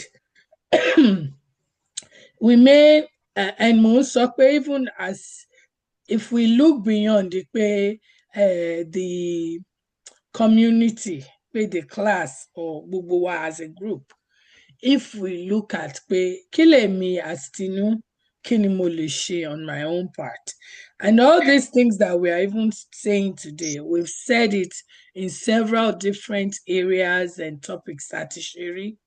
So, but sometimes it's always good to revisit and reiterate nǹkan tá bá ti sọ tẹ́lẹ̀, so that when we repeat it several times, á jẹ́ wọ etí àwọn èèyàn wa. Kí ni àwọn nǹkan náà? Nǹkan tèmi rò, of course, like Dr. Efle said, the political, legal, or grassroots steps, ẹ ti highlight it. So what are they? For on the political end, of course, kọ́ má fi búrẹ́dì Agége wọn kó wa lómi ọbẹ̀ jẹ, kọ́ má fi sọ wípé a pa òfin mọ́ nǹkan kan. A gbọ́dọ̀ mọ̀ kí ni òfin sọ nípa nǹkan báyìí, nǹkan báyìí, nǹkan báyìí. In fact, mo tẹ̀ sọ fúnra mi wípé òfin yẹn gan pàápàá wọ́n fi ń ṣe bamboozle fún wa ni, wọ́n fi ń kó wa ní ẹran jẹ ni, because nígbà míì mo ní àwọn èèyàn wa governors, local chairmen and council gbogbo wọn yẹn wọn ò ní nǹkan kan ṣe ni, because tán bá ní nǹkan kan ṣe wọ́n á ṣe nǹkan tó yẹ káwọn ṣe at their own level, at their own capacity, ṣe mọ̀, at that political level wọ́n á ṣe, because ìgbà tí àwọn northerners tán máa dìde tán sọ pé okay no more, àwọn ò tiẹ̀ dúró tìjọba mọ́, àwọn láti ṣe gbogbo ohun táwọn máa ṣe ní community àwọn, wọn ò fẹ́ anybody ń bọ̀ ìmọ̀, wọ́n sọ fún yín indirectly wá ẹ dìde kẹlajú yín sílẹ̀ kẹgbára yín sílẹ̀. So sometimes people go out in the street, people act, and then the legalist follows, the law catches up with ìwà àti nǹkan téèyàn ṣe. So because àti ìrí eléyìí rí, à ń sọ̀rọ̀ constitution wa kò kúndé nǹkan tá a fẹ́ kó ṣe, so àwa láti múra wa síta láti lè ṣe kinní yẹn fúnra wa, so that the legalists will now catch up with us. But èyí tá a ní sìn, the law tá a ní sìn, we will have to use it to insofar as to support us ní nǹkan tá a máa ṣe, so we will be on the good side of the law rather than on the negative one. Of course, maybe the local law is not good enough. We will also invoke the international law, so ìyẹn wà bẹ́ẹ̀. And mo wá tún sọ fúnra mi, mo ní pé okay, wọ́n ti sọ̀rọ̀ politicians, because when we sit on the politicians issue, a lè rí ṣe, because politicians are doing what they are supposed to be doing. They are politicians. Ẹni má fi nù mí mo mọ̀ jẹ. They have to fi nù ẹ́, but tó bá la ẹnu ẹ, tó bá jẹ ẹ́ ni. But if you say, hey, ṣe mọ̀, politicians á ṣe tán fẹ́ ṣe, but ṣáà wa ta wà ní grassroots, ṣáà gbà á ni. Àwa tá dẹ̀ wà ní grassroots tá ṣe gbà á yẹn, how can we organize and put ourselves together and follow $1 1 naira ló ní, 2 naira ni mo ní, ẹ jẹ́ ká lò ó fúnra wa. Barrister, kíní airport tẹ̀ ń sọ yẹn is just one example. This one is a similar example too. 1 naira ni mo ní, àwa 100 la wà nílẹ̀lẹ̀, ẹ jẹ́ ká pull 1 naira wa yẹn, ẹ jẹ́ á dá sí àpò kan, ṣùgbọ́n ẹ má lọ dá sápò ẹni tó tún máa tínáwó máa bá tó máa lọ fi ṣèkómọ àbí kó lọ fi ṣòwò, ṣe mọ̀, integrity ó tún ṣe pàtàkì. So I organize bẹ́ẹ̀ yẹn, the politicians, àwa gangan fúnra wa á dìde as the politicians, because they have to know pé bí àwọn politicians ṣe ń practice politics wọn, wọ́n ti lọ àfẹ́rọ̀ ẹ̀ mọ́. If we don't do that, they don't know. Now, the other one, which is the last one, is the grassroots. The grassroots self, I told myself, this is what we've been telling you before. Number one, you have to come and organize yourself. You put your communal interest at heart, and that has to be supersede everything tá bá fẹ́ ṣe. It's not my selfish interest, it has to be my community interest. Kí ni community mi ni? Oníkálukú, àwa mẹ́wàá la wà lórí ìkànnì, mẹ́jọ la wà ń bí. Tinú, kí ni specialty ẹ? Báwa lo specialty ẹ fún nǹkan báyìí. Àmọ̀tẹ́kùn, specialty ẹ rè, báwa lo fún nǹkan báyìí. Baba Talabi, this is your specialty. Dr. Oyefule, these are your specialties. Use it. I'ma divide and assign duties and responsibilities fúnra wa nínú ibi tá a lè function. Even if tó yẹ pé expertise mi lélẹ̀ tí mi bá fẹ́ function bẹ́ẹ̀, mo ní choice. So long as pé mi ní jókòó idle, I have to function. Because ẹlòmíì lè ní don't volunteer me. Okay, volunteer yourself in where you are more comfortable, ibi tó ti fẹ́ function. Àṣẹ yẹn, I've always said this, everybody have to be vigilant. A máa la ojú wa sílẹ̀. Ta ló wọ àdúgbò yìí? tí kò yẹ kó wà ládùúgbò yìí kí la lè ṣe nǹkan kan bẹ́ẹ̀ yẹn. We have to be proactive. We have to undertake gbogbo kíní pé we have to be security conscious. Àwọn wo ló ń wọ̀lú wa bí mo ṣe sọ lẹ́ẹ̀kan pé wọ́n ní the 6 different areas tó jẹ́ border tó máa wọnú Yorùbá land wọ́n ti surround wa. We are not vigilant. We were not security conscious. But we have to be, because this is within individuals. Àti ẹ sọ̀rọ̀ government or anybody more. I told myself, nobody should be weary towards Yoruba self-determination. Each person has a part to play. What are our parts? You have to be security conscious. Employ your kind for guards. Tó bá wà security conscious, tí mo bá jẹ́ olówó, ó need láti gbé Fulani àbí anybody tó mọ ibi tó ti wá, ó mọ ìyàwó ẹ̀, ó mọ àwọn ọmọ ẹ̀. Gba ẹni tó mọ̀ rí, ẹni tẹ́jọ gbédè ara yín, kẹjọ jà, kó jẹ́ pé Awẹ́ kan ni àbí Jẹ̀bú kan ló ti wá tó lóògùn, wọn náà lọ lo oògùn tiẹ̀. But high time tá a máa employ ara wa. Mo ní eat and buy from your kind. Stop impoverishing your people while promoting and progressing your enemy's business. Mo fẹ́ ṣèyàwó, mo fẹ́ kọ́mọ, mo fẹ́ sílé, mo fẹ́ ṣe gbogbo ẹ̀. Màálù Fúlàní yìí náà la lọ ń rà. Ata Fúlàní là ń rà. Àwọn èèyàn Nàìjíríà, àwọn tèmi Nàìjíríà, wọ́n ti mọ̀ mí tí máa ní ẹ lọ bá mi ra kinú ọ̀mà, ẹ má lọ rà fún mi lọ́dọ̀ Fúlàní. Yorùbá yẹn tí wọ́n ẹ bá mi rà bẹ́ẹ̀. I would rather give my money to entity ẹ̀wọ̀n yẹn ju wípé kí n lọ ṣe ẹni tó yẹ kó máa turn around. Ó ń kówó yẹn lọ ṣe AK-47 láti tún lọ fi màálù jẹ oko. Àwọn ẹni ẹlẹ́ni tó ti lọ ṣe gbọ́múlé láńtà, tó ti lọ gbowó láti lè máa ṣe agric, láti ṣe iṣẹ́ ọrọ̀ ajé wọn, food and cash crops, wọ́n ti decimate ẹ̀. Ẹ jẹ́ ká continue láti máa grow our own food. Each person, àwọn kan ní ilé kẹ̀kẹ́, wọ́n ní carrot náà kọ́lé sí.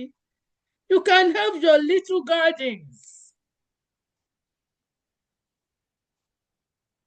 Àwọn tó dẹ̀ jẹ́ pé àwọn tó tí Fúlàní ò tí ì jẹ gbogbo oko wọn tó ṣì ń produce, wọ́n á máa kórè oko wọn lọ sóko, á máa rà á lọ́wọ́ wọn.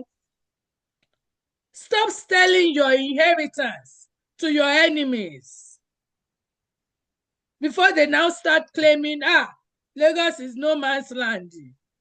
Awẹ́ belongs to the Fulanis. You know? Ọ̀yọ́, àwọn kan ló lọ́yọ̀ọ́. It's because of these systematic things tí wọ́n ń ṣe tójú wa fọ́ sí. Speak and teach your children your language. Let them know how to. But ẹ lè sọ dáadáa, at least kan gbọ́ anywhere. We heard about the person, Sayemisi sọ fún wa last week, and ìyẹn nìkan kọ́, so many instances. Àwọn tó jẹ́ pé parents jẹ́ pé àwọn ọmọ wọn tán mú lọlé lọ́n save wọn, tí wọn ò mọ̀ pé àwọn ọmọ yẹn gbédè. Even Èkìtì èdè, the dialect, wọ́n gbọ́ èdè Oǹdó, wọ́n gbọ́ Jẹ̀bú, wọ́n gbọ́. Àwọn náà save àwọn òbí wọn tó fẹ́ poison àfi tó fẹ́ pa. Let's teach our children our history, our story. Mo sọ fún àwọn ọmọ mi àtàwọn ọmọ àbúrò mi last week pé mo sọ nǹkan kan tí granny mi máa ń ṣe, tèmi àtẹ̀gbọ́n mi àtàbúrò mi ta máa ń fi wọ́n ṣe yẹ̀yẹ́ nǹkan kan. Mo wá sọ fún wọn pé, look, nǹkan tèmi ń bá yín sọ ń sìn is nǹkan táwọn màámi tán pass down to us. Àwọn ìyá yẹn gbogbo wọn ò lè kàwé, but wọ́n lọ́gbọ́n orí, wọ́n lọ́pọlọ, wọ́n ní brain so much, wọ́n fi soak so many things tí wọ́n fi ń pass on to us. If you can write a book, go ahead. Barrister àti bá wa kọ àwọn kan. For others, let's tell our stories to our children. And self-determination nìyẹn. It starts from me, Tinu. Ẹ ṣé. Thank you very much. That's a very powerful what do you call it, parting shot also. Brother wa Amotekun ẹ ti sọ̀rọ̀. Bàbá wa Talabi. Bàbá ìjọ mi ìtara yín. Ẹ jọ̀ọ́ gbogbo ẹni tó bá ní ìbéèrè. If you have a question, please begin to raise up your hand, please. Thank you. ẹ ṣé púpọ̀ barrister. Thank you, sir. Àwọn nǹkan tí mo kàn note nǹkan yà sọ briefly ó ní ká kọ́kọ́ bẹ̀rẹ̀ láti political. Bàbá Awólọ́wọ̀ sọ̀rọ̀ kan ó ní you that is wise, you said politics is a dirty game, you don't want to join. Only the fool will rule you. Because if you say politics is a dirty game, you don't want to join, so it's the fool who are ready to be there, they will rule. So òun lọ̀rọ̀ káfíntì political kọ́kọ́ bẹ̀rẹ̀. Àwọn èèyàn wa ń sá sẹ́yìn. Èkíní, àwọn ìgbà àwọn ìdí ẹ̀ tó dẹ̀ tún ní interest láti ṣe, wọ́n máa ń form CDA. Àwọn tó bá wà ní Nigerian political space, wọ́n á mọ tí mo sọ yìí. CDA is Community Development Authority. Wọ́n máa ń pín wọn kékeré sí kékeré sí kékeré so that when you agree on something, you will be reckoned in the local politics. Àwọn èèyàn wa ń tọ́ máa jẹ́ ń bẹ̀ lọ́wọ́ máa retí. Owó tó máa jáde fún wọn ń bẹ̀ ń tọ́ máa pín. That's just ń tọ́ wà after nìyẹn, nothing more but èlò ni wọ́n pín. Gbọ́dọ̀ bá lọ sí CDA meeting, wọ́n máa wo iye tó máa rí gbàbọ̀ ń bẹ̀. Kí ni councillor fi ránṣẹ́ sáwọn? Kí ni wọ́n fi ṣe? Èyí tí ò bá rówó ń bẹ̀ kò ní wá next time. Wọ́n á ní ṣe bọ́n ṣe máa ṣe politics rèé. So it's very very bad. Tá a bá rí àwọn tó ní òótọ́, tó jẹ́ olóòótọ́, tó ń fẹ́ràn ìlú wọn, tó ń fẹ́ràn àgbègbè wọn, tó ń fẹ́ràn development àgbègbè wọn, they won't go and they won't participate. Mo fi tèmi ṣàpèjúwe wọn nílùú yìí ní Britain pé mo pẹ̀lú àwọn estate development tá a jọ ń ṣe níbà ní community wa. Wọ́n ń fọ́ àwọn ilé, wọ́n lé àwọn low income earners, wọ́n lé wọn sẹ́yìn. I live in area of the Excel. Because of that train, because of that Elizabeth line, gbogbo ilé tó wà ń bí tó jẹ́ old táwọn local people tí wọ́n lè afford, wọ́n ti lé wọn, wọ́n ti gbalẹ̀ wọn, wọ́n ti bẹ̀rẹ̀ sí ní máa fi kọ́ mighty building tó fi jẹ́ pé a flat, 2-bedroom flat is selling for 800,000. 3-4 ń lọ bí 1.something million. Àwọn àgbàgbà wa rò pé tá a bá join ara bíbá yìí, they will sell all these people and send everybody away. So lababes ni put wa down. We continue to pressurize Newham mayor until Tofis to come láti fún wa ní concession. If we don't stand, wọ́n máa lé gbogbo àwọn èèyàn tó wà ń bẹ̀ lọ. Ìyẹn ni mò ń sọ fún wọn tó fi jẹ́ pé nítú àwọn èèyàn dìde dúró. So grassroots ló wà important láti ṣe. Àwọn èèyàn wa ò mọ̀ pé a lè ṣe nǹkan kan ká ja ìjàngbara ọ̀nà wa ó láì má benefit anything. Ìyẹn ló ń pè ní ìjàngbara is selfless service.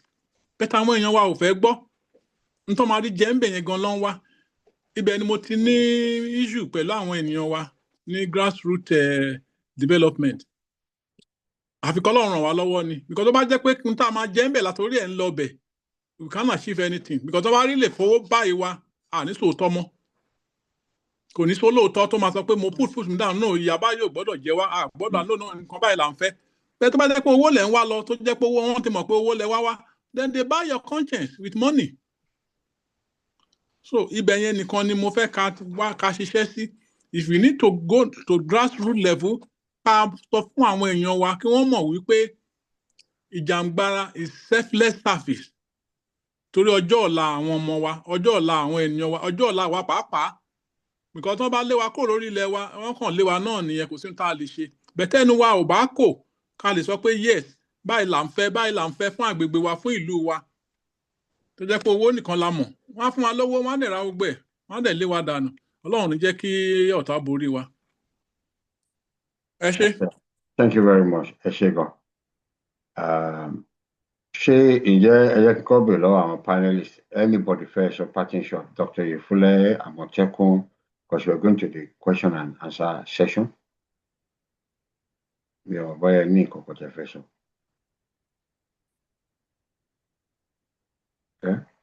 Wọn kò ṣe starting ti ṣe tiwọn. Kò sí. Now, anybody that has a question, please, if you have 2 questions, mark them to 1 to become 1 question. And you have a minute, 1 minute. Anybody on the platform, please. And hello, good evening.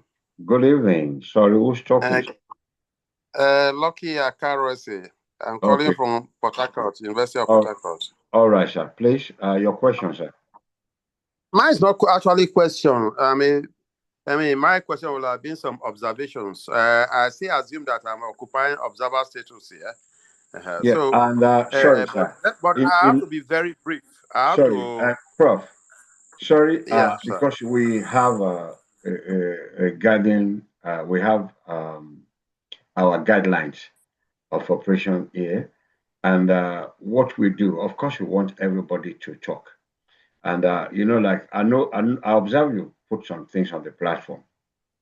It's okay to put any observation or anything you want to say there, but during the question and answer, we only allow for 1 or 2 questions to be merged into 1, and that should be dealt with within 60 seconds, which is 1 minute. And we can make exemption for you, which we did last time, but we don't want it to be a custom whereby everybody think we're giving some people preferential treatment.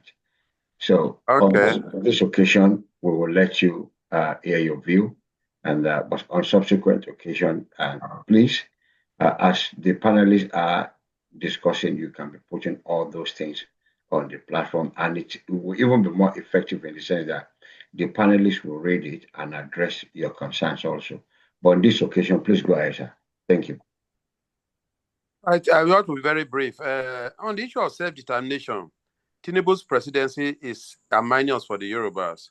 We recall that prior to Goodluck Jonathan's ascendancy, the Jaws were always talking of self-determination. Immediately it got there, and it's actually sublime. And as at now, you don't even have any group talking of self-determination again. 2, yes, about 14 of us on this platform, a lot has been said, discussions fine. How does the generality of the Yoruba public benefit from the discussion here? Then just 3, we are talking of self-determination. The Ilorin issue is still there. What is actually the position of the Yoruba in terms of the Ilorin issue? I mean, there are other issues, but let me not waste your time. Thank you very much. Thank you very much. The Ilorin issue never featured in all the discussions, and we are talking to self-determination. Very, very true. And it's obvious that there's going to be series of court battles. We've discussed this amongst ourselves before. I mean, whenever anyone refers to the Yoruba, we always think about the Yoruba-speaking nation. But we are well aware that by decree, some of the Yoruba land, ancestral homelands, were cut into other states. And it will be a case like Bakassi being ceded to Cameroon. So Yoruba are not just going to leave their kingsmen and their ancestral homeland elsewhere and claim that we're independent. We will take whatever belongs to us. That's what we've discussed, but the panelists may want to have 1 or 2 things to say. Sister Tino. Unmute yourself, Sister Tino. Okay. Yes, good afternoon, sir. Professor Lucky. I don't know if you're a professor or doctor, sir. Professor. Okay, Professor. We are glad to have you here, sir. So those questions are in right order, especially if you have not been very consistent in our meetings.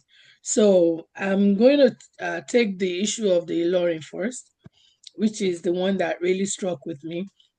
And I think that when we speak about Yoruba issues or any topic on this forum, and we are referencing the Yorubas, we're talking about Yorubas wherever they are in all the Yoruba-speaking states, which are even indigenous to our Yoruba-ness, and I want to say the Yoruba kingdom.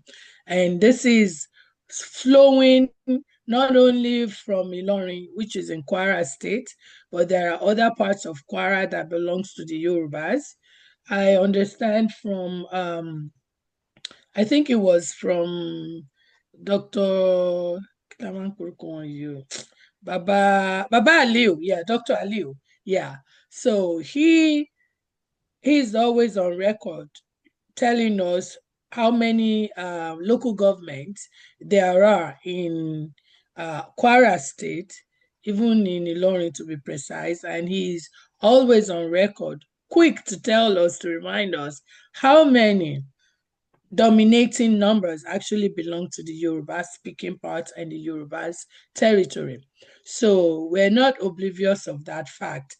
But right now, the Yorubas have this adage, the expression that says, Tí igi bá wó lu igi, torí ẹ̀ ló máa ń kọ́kọ́ gbé, as in when you have all this rowdiness and trees stumbling on trees or falling on trees, when you want to declutter, you have to come up and do the one on top first. So we believe that the first question to concern ourselves. We know ourselves, we know where our territory extends to, but that is minute issue compared to saving all the territories, being the Yoruba nation or Udua nation, whatever name we want to call ourselves when the time comes. Also, not forgetting, sir, that some part of Kogi State too belongs to the Yorubas. So, and every time there is a Yoruba meeting, even at large, they always remind everybody at that point. And to be sincere, even when they don't reference them, the Kogi people, the Okun people, they always put themselves on record and they will say, pe wa o, so báyìí o. So that is that, sir. And I don't believe I heard the other two questions, so I'll just hang it here. Thank you. Anybody else want to? Thank you, Sister Atinu. Anybody wants to respond to the Prof? Dr. Yufule Amotekun.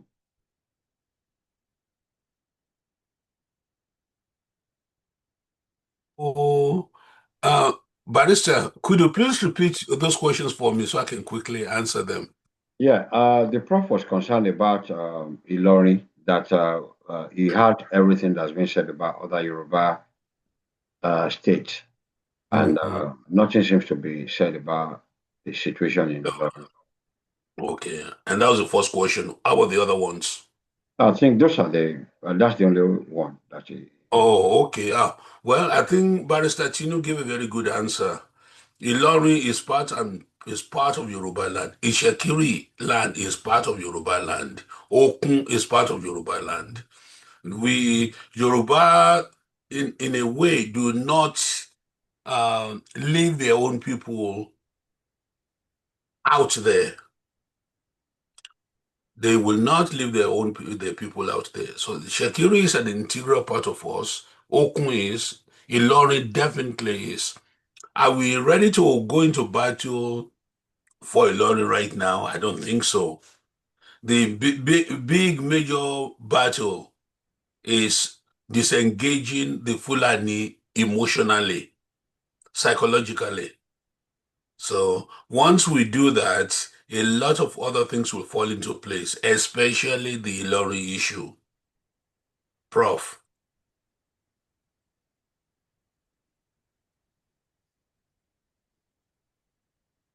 Unmute yourself, sir. I can hear you. I can hear you. I can hear you. Okay, very good. All right. So, Prof, please come in every week. You are mandated, sir, with all due respect. Come and join us every week, sir. Prof. Lucky. I think the network. Oh, network. Professor Lucky. I can hear you. Please come and join us every week, sir. We will be happy to acknowledge and note your presence here every week on Saturday. Okay. Let me have the platform. I think you have my email. Oh yes. Okay. We exchange email during the week. We always do that. Okay. I will. Jesus Christ said, "No one that comes to us in no wise will not cast them away." It's not possible. So you're welcome, sir. Thank you. Thank you, sir. You're welcome, sir. Thank you, sir. Amotekun. Dr. Yefule. Present, sir. Ẹ jọ ẹ tún òyìnbó yẹn sọ kíní kan mandated tẹ sọ yẹn. Oh, the professor is one of us. He's an Ishekiri man, he's one of us.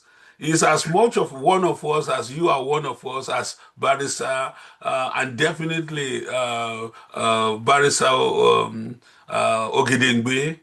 Not to talk about Barrister away from, we are all one and the same. From the Chicken Republic. Indivisible empire. That's who we are. Indivisible. The strongest knife cannot cut us apart from each other. So I was mandating with respect. Now you mandate with respect the professor to please and join us every weekend. Because he's an elder. Of course, we have to mandate elders with respect. Oh, that's correct. Okay. Thank you very much. Ẹ ṣé gan, oníyan ṣe wọn, ọlọ́bẹ̀ ṣe wọn. Ẹ jẹ́ kí n pe accountant Mr. Kolade. I think we need you to do the vote of thanks. Ouch. Hello. Ẹ káàsán, ẹ kújọ́ mẹ́ta o, all our panelists ẹ ṣé gan ni o. Gbogbo ibi tẹ́ bá wà, Sister Tinu, bí Barrister Tinu ní kí dẹ̀ sọ ni, Sir Àmọ̀tẹ́kùn, tó máa ń ignore message mi lórí Facebook, and Dr. Oyefule, and every other person, and the other barrister, Mr. Talabi. Talabi, yes. So I carry grudge. Yeah. So and every other member, tell you one man wa, ta máa ń pè all the time, ní gbogbo ìgbà tó máa ń wá, a dúpẹ́ lọ́wọ́ yín o. Kò ní sú yín o, kò dẹ̀ ní rẹ̀ yín. Gbogbo nǹkan tẹ̀ ń ṣe fún wa, support tẹ̀ ń fún wa, là ń rí. Àtàwọn tó ń fún wa lówó náà, tó ń fi ràn wá lọ́wọ́, ẹ ṣé gan ni o. Ẹ jọ̀ọ́, ọwọ́ ẹ má jẹ́ kọ́wọ́ yín kó dilẹ̀ o. Ẹ ṣáà máa jọ̀ọ́ kẹ́ máa ràn wá lọ́wọ́ o. Ìpàdé wa bí oyin lọ́sẹ̀ tó ń bọ̀, èmi náà máa join yín ní time tí mo máa ń sábà join ní, but ẹ foríjì mi ni pé mo máa ń pẹ́ kí n tó dé. But Ọlọ́run á wà pẹ̀lú gbogbo wa o. Ẹ ṣé gan ni o. Ẹ jọ̀ọ́, bí Yorùbá land ṣe máa dá ní kí gbogbo wa máa rò ó. Ẹ ṣé gan ni o. Ọlọ́run nífẹ̀ẹ́ yín náà sílẹ̀ o. Thank you very much. Ẹni ẹ ṣé tẹ́ wá. Ọ̀sẹ̀ tó ń bọ̀ láago mẹ́ta, a tún fìpàdé sí kínní, and kẹ́dẹ̀ ká máa try láti máa pe àwọn èèyàn kó máa wá, because I need àwọn èèyàn. Kò ń ṣe pé àwa nìkan la máa ṣiṣẹ́ yẹn, but gbogbo àwọn èèyàn bí ọ̀rọ̀ àwa Yorùbá ṣe rí nìyẹn. Tí wọ́n bá gbé nǹkan kaná, until tó bá jiná tán lọ́sẹ̀ kan máa yọ abọ́. Nǹkan tí mo ń try láti sọ ni pé èèyàn ẹ máa ṣiṣẹ́ yẹn tó time tẹ́ ń ṣiṣẹ́ yẹn, àwọn ò ní bá yín ṣe gbà yẹn. Ó dìgbà tí kinní yẹn tán bá rí pé ó ti fẹ́ bọ́ sí ìgbà yẹn ni. So ẹ má jẹ́ ó rẹ̀ wá, ẹ jọ̀ọ́. Dandan ni pé láti gba ilẹ̀ Yorùbá yẹn kí àwọn ọmọ wa kán lè gbádùn ẹ̀ lọ́jọ́ iwájú. Ẹ ṣé gan ni, ó dàbọ̀. Thank you. Ẹ ṣé gan, thank you very much, Mr. Excuse me, Barrister. Yes, sir. Forgive me, one word to Mr. Kolade he gave a very good vote of thanks, but he forgot to let us know how much Amotekun owes us. Amotekun was paid for being absent for 2-3 sessions, so he has to pay us for each of those sessions. I think that was deliberate, no, because he did that to me several times on Facebook. When I say hello to him, he will never respond. So he's never responded, and you need to charge him for that. You need to charge him for that too. Benny. Add that to the money he's paying us. So in other words, the amount of naira will be in pounds. So if you are going to charge him or 2,000 naira before, it will be 2,000 pounds Ah, I just sorry for the national anthem. Then the discussion can continue. Emma Bino.